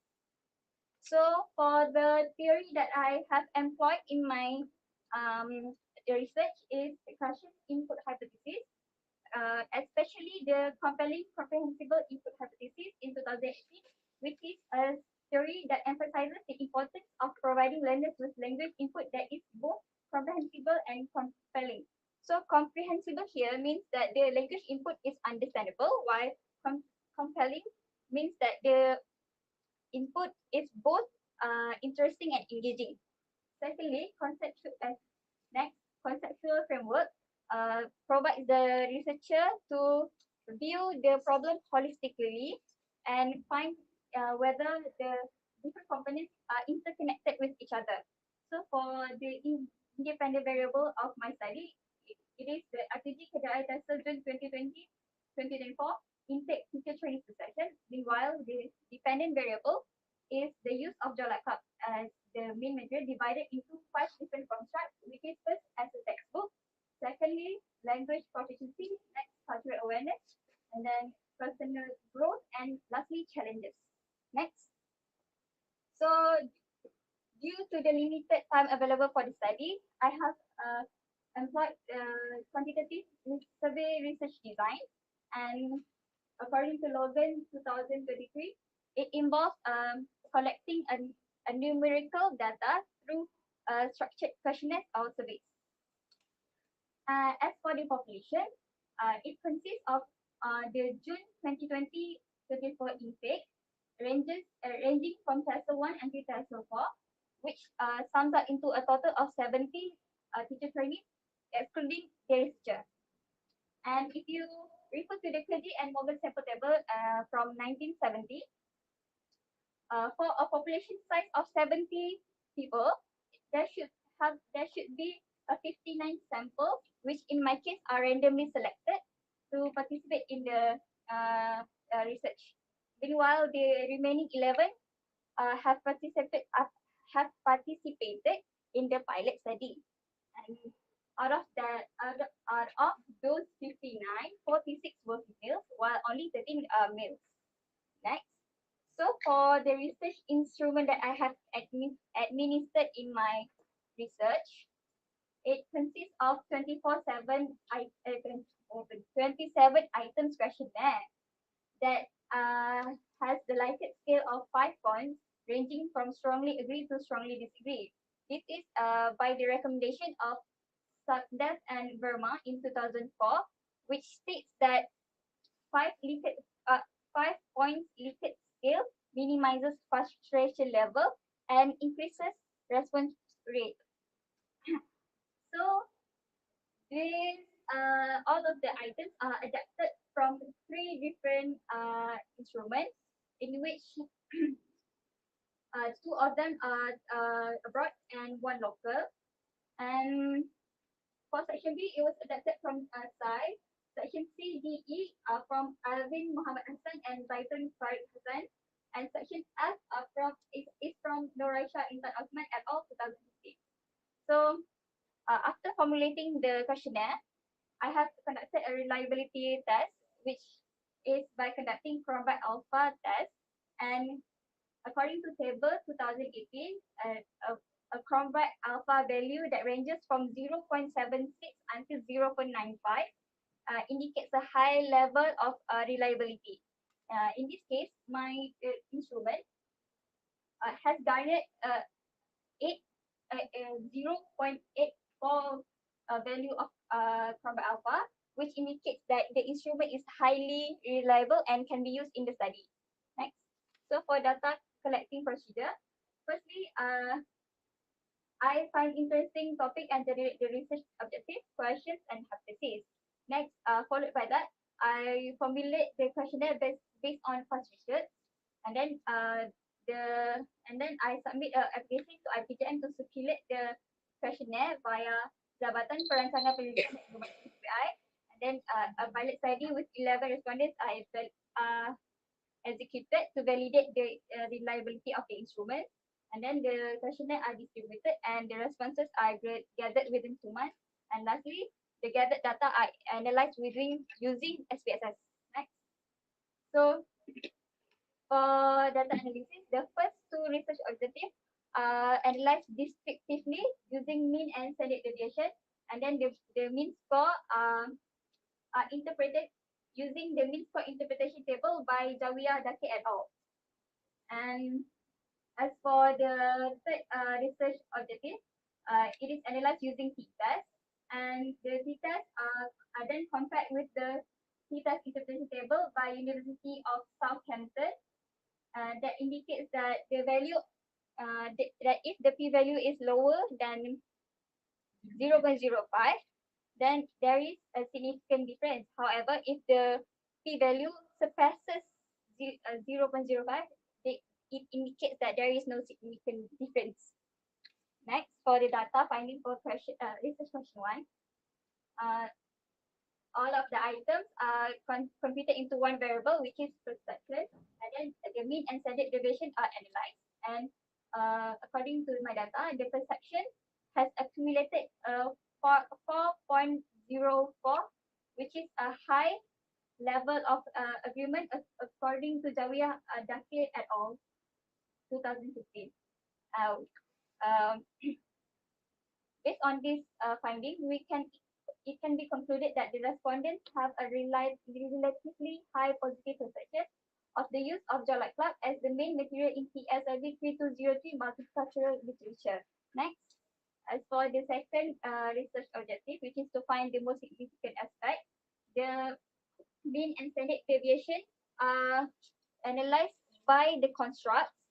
And then we can see here that the construct of Joy Luck Club novel to develop student cultural awareness garnered the highest mean value, which is 4.51, and it can be inferred that the Joy Luck Club novel to develop students cultural awareness construct influences the teacher trainees perception of the use of Joy Luck Club as the main material in PSLV 3203 multicultural literature the most.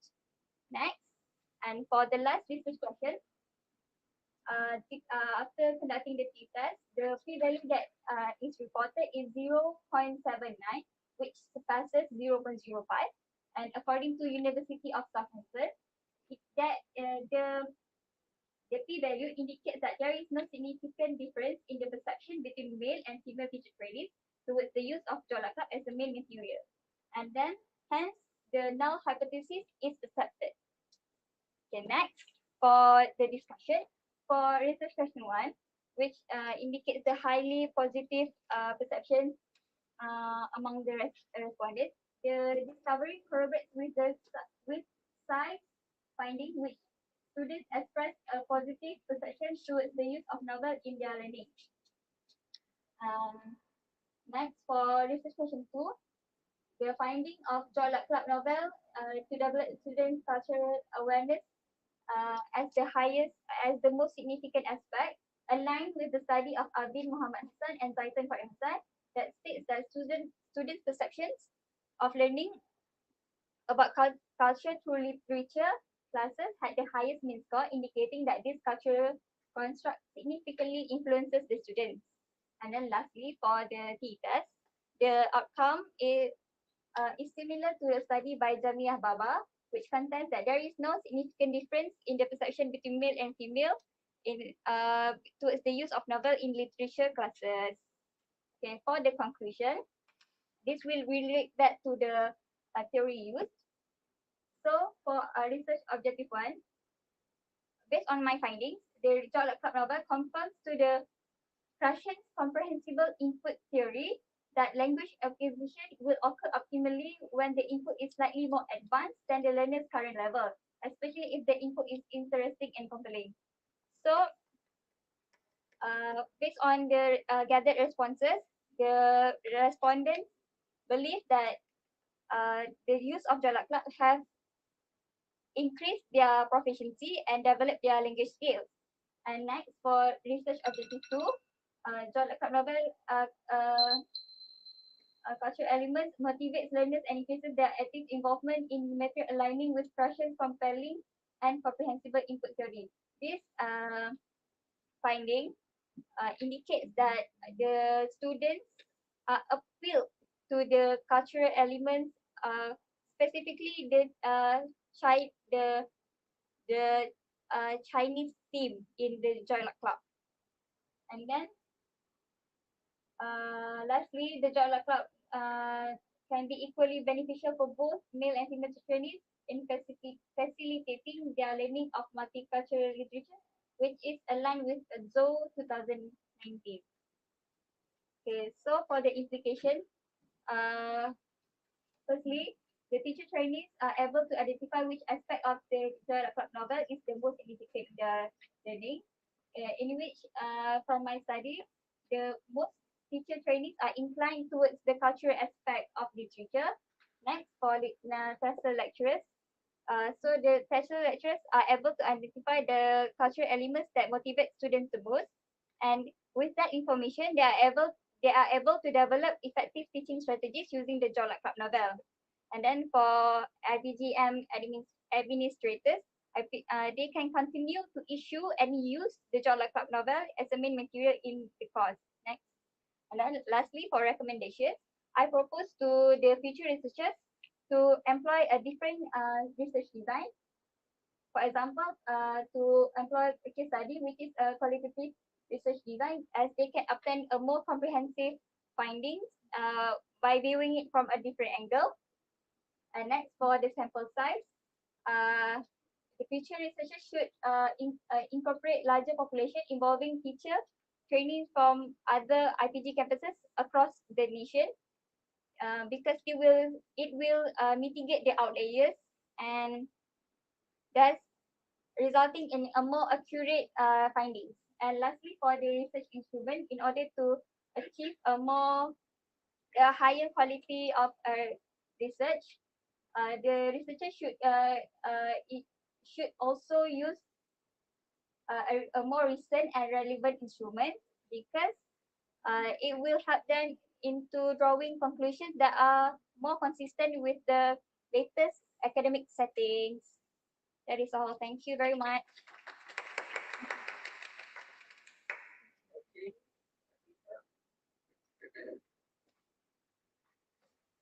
Fahira, congratulations. Thank you very much.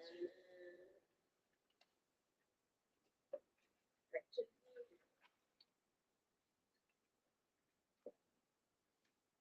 okay, what is your problem here? What is my problem Yeah. with the That you carry out the study.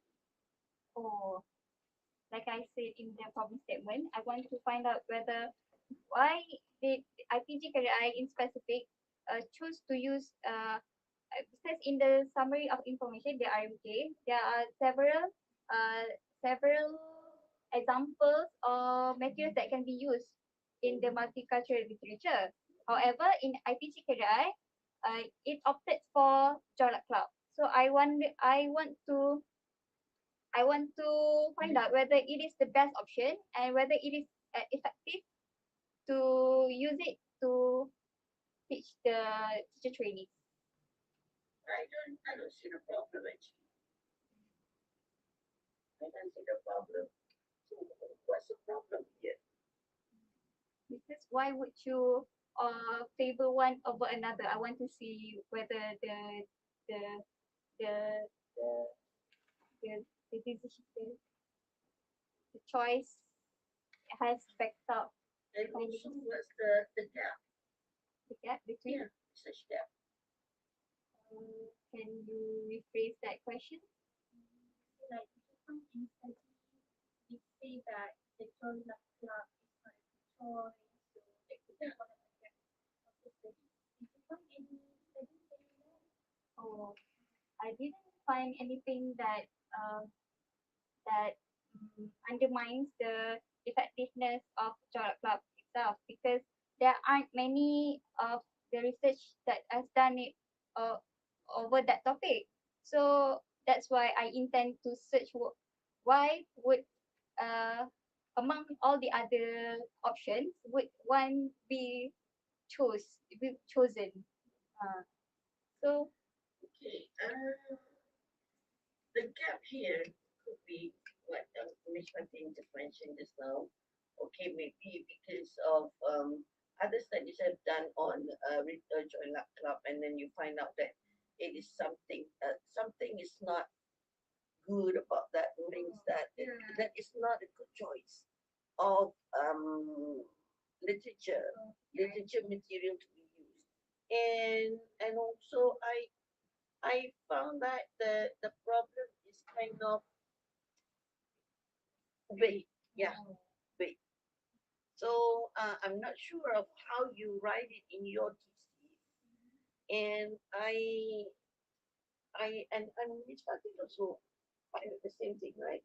The problem is kind of vague, and also the gap is not really, prominent. yeah. So I think it's better for you to go back and look at your problem statement of how you write your problem statement, and what's the problem there that make you want to do this research. Okay, if actually for you to do research, problem statement is the main thing of why you should want to do the research. Okay, because there is a problem, something wrong with that. I found that this is not okay, which there is something that lacking there, that that that the problem rise. Okay, so maybe you would like to go back and look at your disease, and then maybe you rectify your problem statement, the way you write it, and also maybe you can stress on the gap of why you do this research. Okay. Okay. okay, right, my question. I noticed that one of your constructs has something to do with challenges. What does it by challenges? So the challenges, ada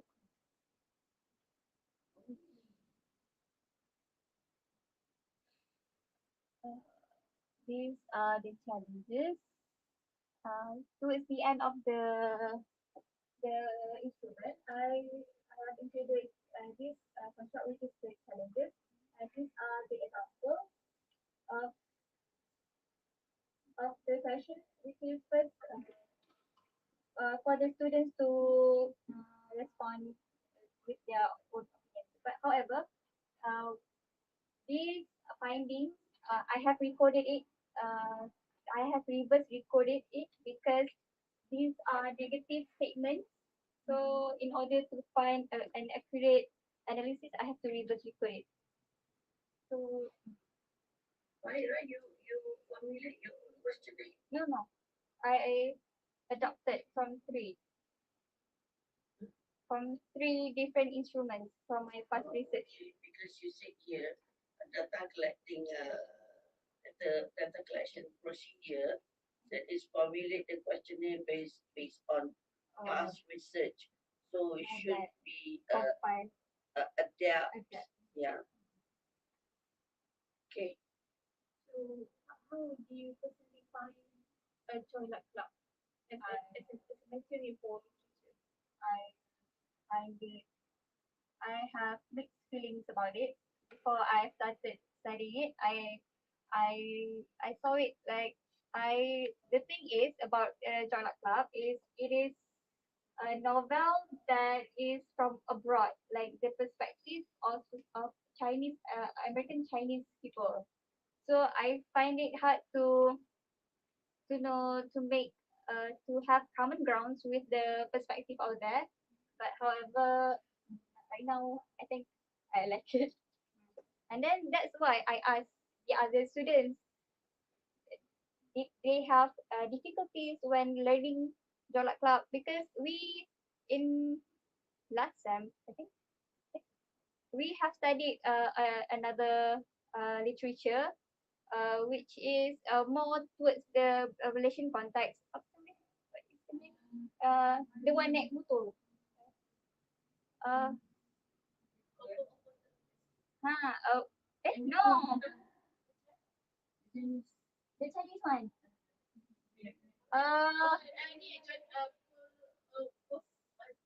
Jaws of gold, Jaws and gold. So I think that compared to Jolak Club, it would be more suitable for some people because they can immerse themselves and they can find relations with it because it is in Malaysian context. It is Malaysian Chinese population, and whether and however the Jolak Club is more towards the abroad. That's why it intrigued me.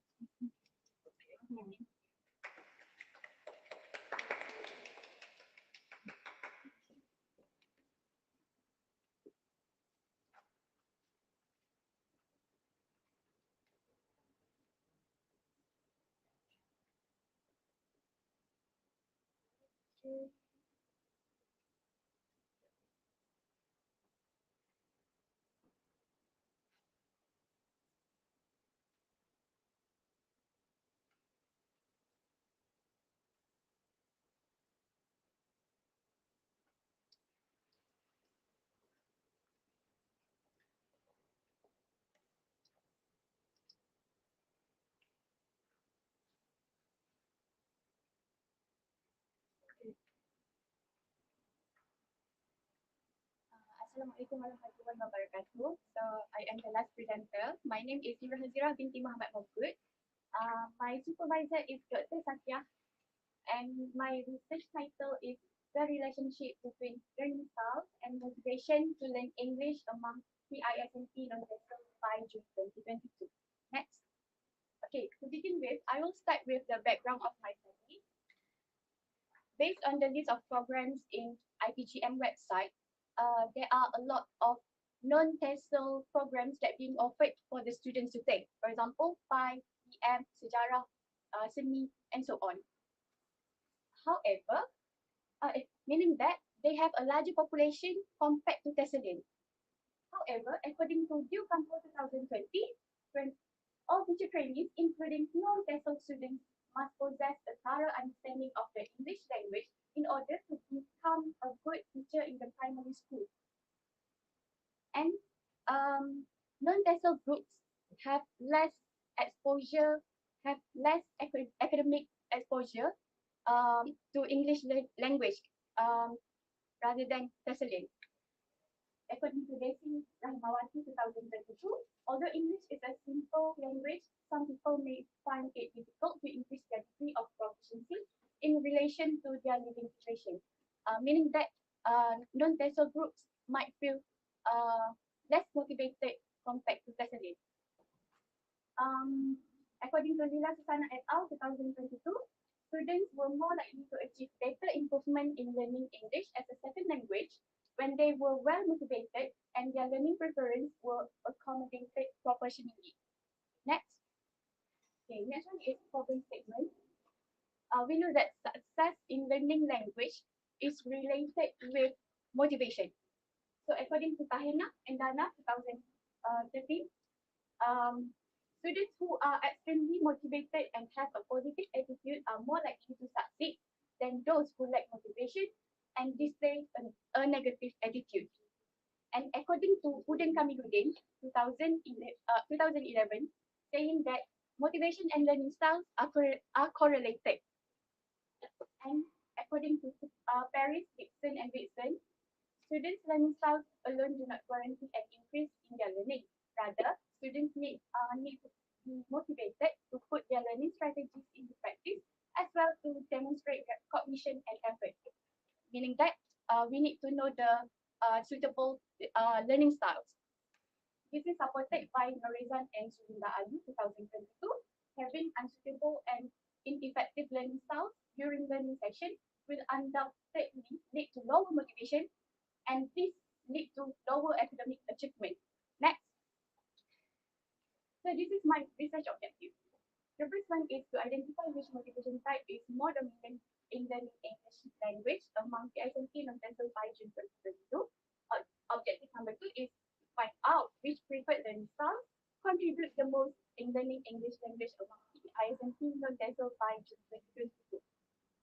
The last objective is to identify the relationship between learning styles and motivation to learn English among PISMP non-TESOL by June 2022. Next. So this is the research question that is aligned with research objective. For the research hypothesis, there is a positive relationship between learning styles and motivation to learn English among PISMP non-TESOL by June 2022. Next. My study will benefit 3 parties. First one is non-TESOL by teacher trainees. Second is TESOL lecturers in IPG Kadri. Next one is IPGM. And I will elaborate more in the implication slide. Next. So this is the theory. The first one is Gardner's theory of motivation. There are 2 types of motivation. The first one is instrumental. According to Gardner, Levin, and Pearson, 1983. The instrumental motivation can be defined as learning for perceived utility. On the other hand, integrative motivation, according to Gardner 2010, motivates the learner to find out more about the language community as well as about their own linguistic and cultural past. The next theory is related with learning style, which is Culp's experiential learning theory. According to Culp's theory, effective learning is the result of a 4 cycle that includes active experimentation, abstract conceptualization, reflective observation, and real experience. In short, Culp's theory is emphasized on learner's experience, and this is supported by Elliott 2023, saying that a powerful foundation for learning and development by describing the ideal process where knowledge is created through experience. Next. I have 6 related past research about motivation and also correlation between learning styles and motivation. So to be summarized, majority of the past research saying that students are more instrumentally motivated. And then for the correlation, most of the past research saying that there is a positive relationship between learning styles and also motivation. Only a study from Mas 2013 said that students are more integratively motivated. Next. So this is my conceptual framework. My ID or independent variable is learning styles. I have 3: project orientation, group activity orientation, and last one is individual activity orientation. So learning styles will influence the motivation in terms of instrumental and also integrative. My research design is survey quantitative. I use descriptive statistics to answer the RQ1 and also RQ2. For the RQ3, I use inferential test, which is Pearson correlation coefficient test. Population 110 PISMP teacher trainees intake June 2022. I use simple random sampling, and for the sample, I get 89, and then I refer to Craigie and Morgan sample table 1970, and then 73 respondents. For the research instruments, I have taken two previous research from Nur Shahizan et al. 2016 and also Wintergers et al. 2022. And for the motivation instrument, I have two sections, instrumental and integrative, and altogether is 27 items. For the learning style, there are three constructs, which is project orientation, group activity, and also individual. And there are 36 items. So altogether, the items are 63. And I use syndicate scale because according to Kandewal 2021, the 10-point survey scale provides respondents with a much wider range of options and produce findings that are clearly indicative. So this one is data collection procedure. The first step is I find a suitable questionnaire, and then I submit the questionnaire to my supervisor to be reviewed. After that, I get the JPPI approval for the validity, and then I conduct pilot study with 21 respondents from 5-5. And after that, I distribute the questionnaire to the sample within 2 weeks. And then last one is data collection and analyze using SPSS. So this one is pilot study. As I mentioned earlier, I choose 21 respondents. All of them are from 5-5 because Isaac and Michael, 1995, recommends that the student profit from having between 10 until 30 participants to make calculation simple and allow for the testing of hypothesis. So this is the result of my combo alpha, the reliability. They all higher than 0.7, which means according to table 2017 said that if the combo alpha is higher than 0.7, then the reliability of the construct is good enough. Okay, next. Okay, this is the finding for RQ1. The research question is, which motivation type is more dominant in learning English among PISMP non-TESOL by June 2022? So the result is integrative. The finding is contradict with most of the past research. Only one past research from Bimolmas saying that that support the finding. And having 8.33 as mean is considered high and good according to Rosita Ramzi et al. 2020. And then the conclusion is the integrative motivation is found to be the primary source of motivation for learning English among PISMP non-TESOL. Okay, this one for finding RQ2.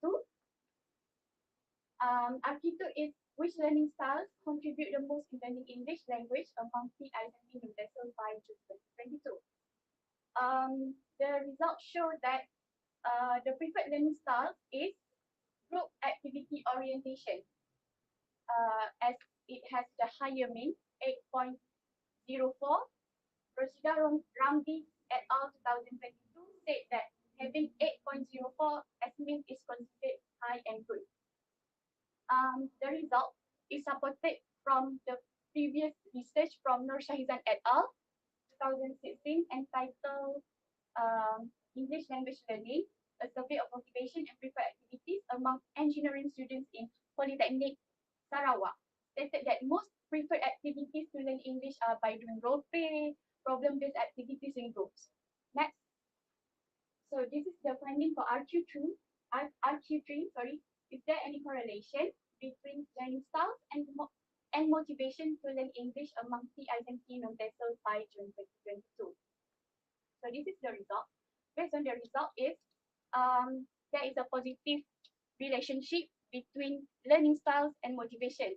As we could see that p-value is 0.000.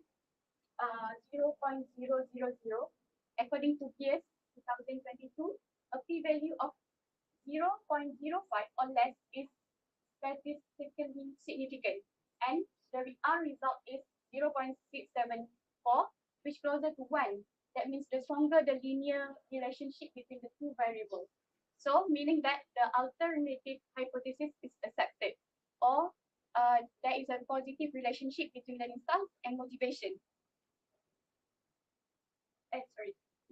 Before that, okay, the finding also similar with most of the past research. For example, in a research from Nur Shahizan et al. 2016. Next one is, okay, this is the last slide. Okay, for the implication, first one is non-TESOL 5 teacher trainees. They will be more reflect. They will get to know their preferred learning styles, so they can motivate themselves in learning English independently. So second is TESOL lecturers in IPG Kadri. TESOL lecturers can know what are the learning style, what are the best learning style that works for the students, especially for the non-TESOL group.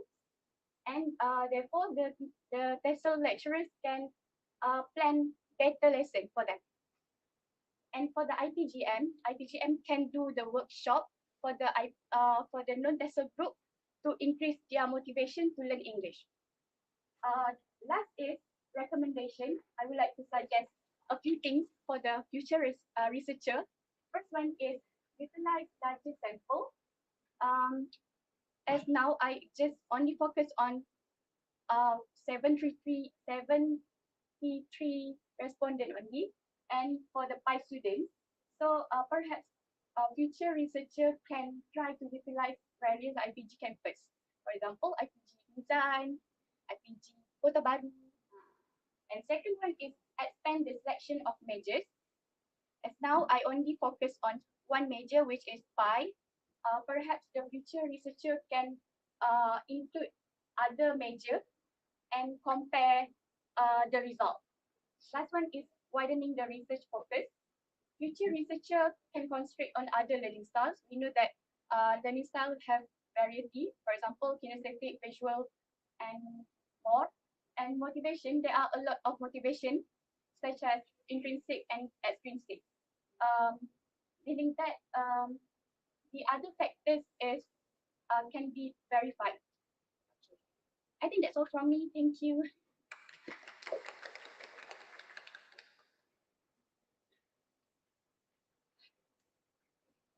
Thank you very much. Azira. Okay, my concern here is that of your sample or of your population, what you focus on teacher. Okay. Actually, I want to focus on Pi and sejarah. I want to get another batch. However, I cannot do that because of the issue of homogeneity. Because 5 students have larger population. When I consult with Dr. Sakia, my supervisor, she said that it is better for me to choose only one major and another batch, which is this batch, because if I do that, the M student, PJ, sejarah, they are the minority one. So the 5 students will influence overall result.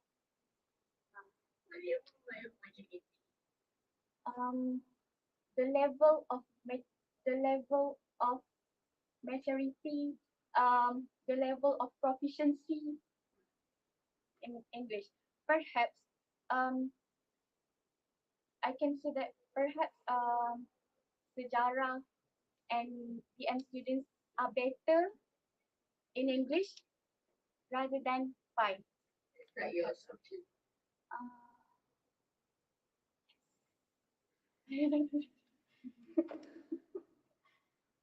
That is based on your assumption, right? But no any evidence. Evidence. I will look into that. Okay. That's why I propose for the future researcher to do that, because I cannot do that. Okay, usually whatever that we do for research is based on evidence, right? Evidence and not based based on our own assumption. Right? Okay.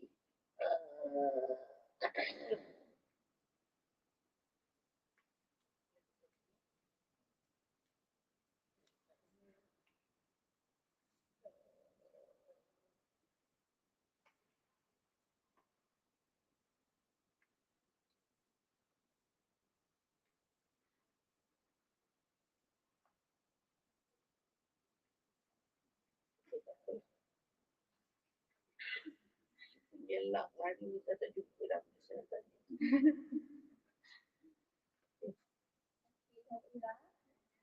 I'm looking at you have 63 items. Wow, almost 100. This is something to do about motivation and how they relate the learning style. And now, do you think that having like quite number of items as your questionnaire can actually motivate them to actually have the focus to continue finishing answering your questionnaire? Yes, I have the problem. It says too many. I just Justify? Okay. I also think 63 items are a lot. Then, then however, however, I can omit the question because in my pilot study, all of the 63 items are achieved are achieved 0.7 and above. So meaning that all of the items are good. So what's the point of omitted that question? Okay, and then I also asked the same question for the Tisakia, and then the Star said just proceed. And then for the time, I give them 2 weeks for them to complete the Google form. Alhamdulillah, I received 100% feedback. I received a response from them. what did you do actually? I push them. I was I contact one of the representative of each class, and then like I use the name list. Who did the the and then they need to take. So all of them are answered it.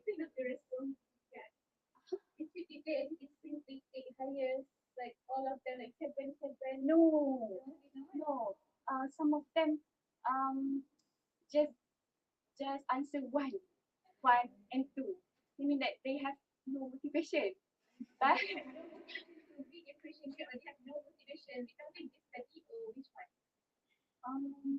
Motivation and they answer one for the instrumental motivation only. And I see that for the integrative motivation, there is no one answer.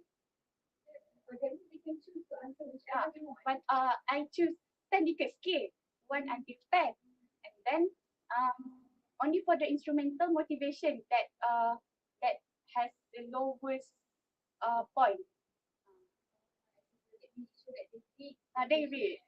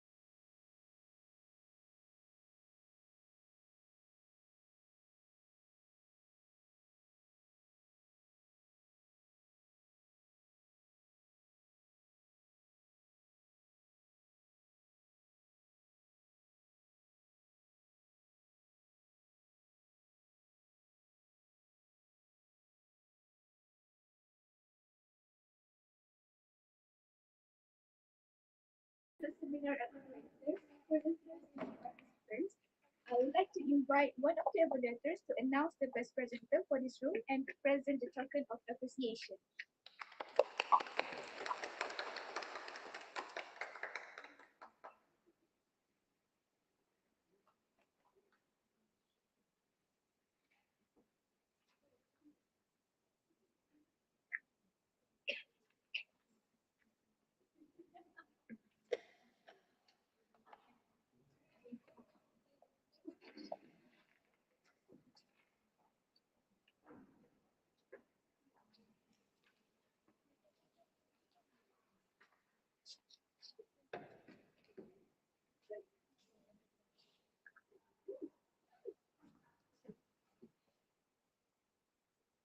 Okay, Assalamualaikum.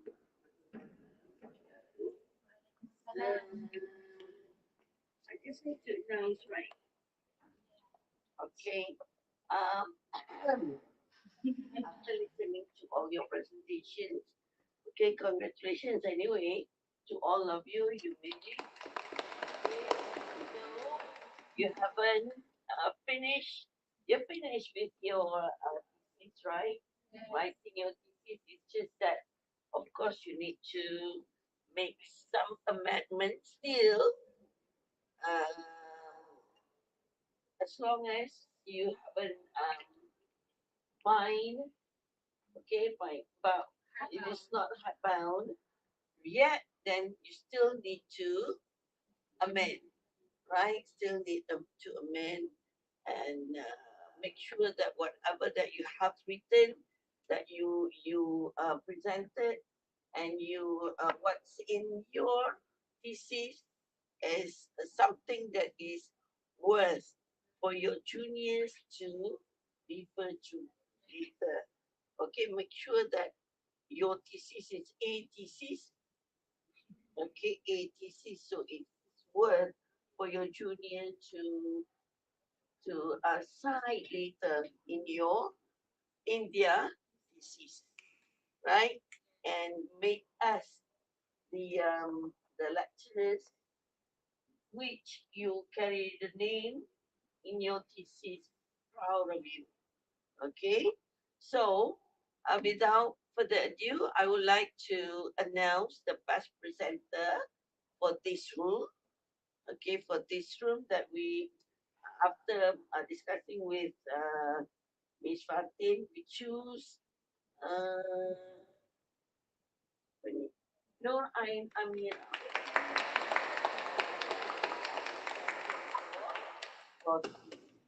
Okay, and there's something for you, Ain or Amira, I'm not sure. Okay.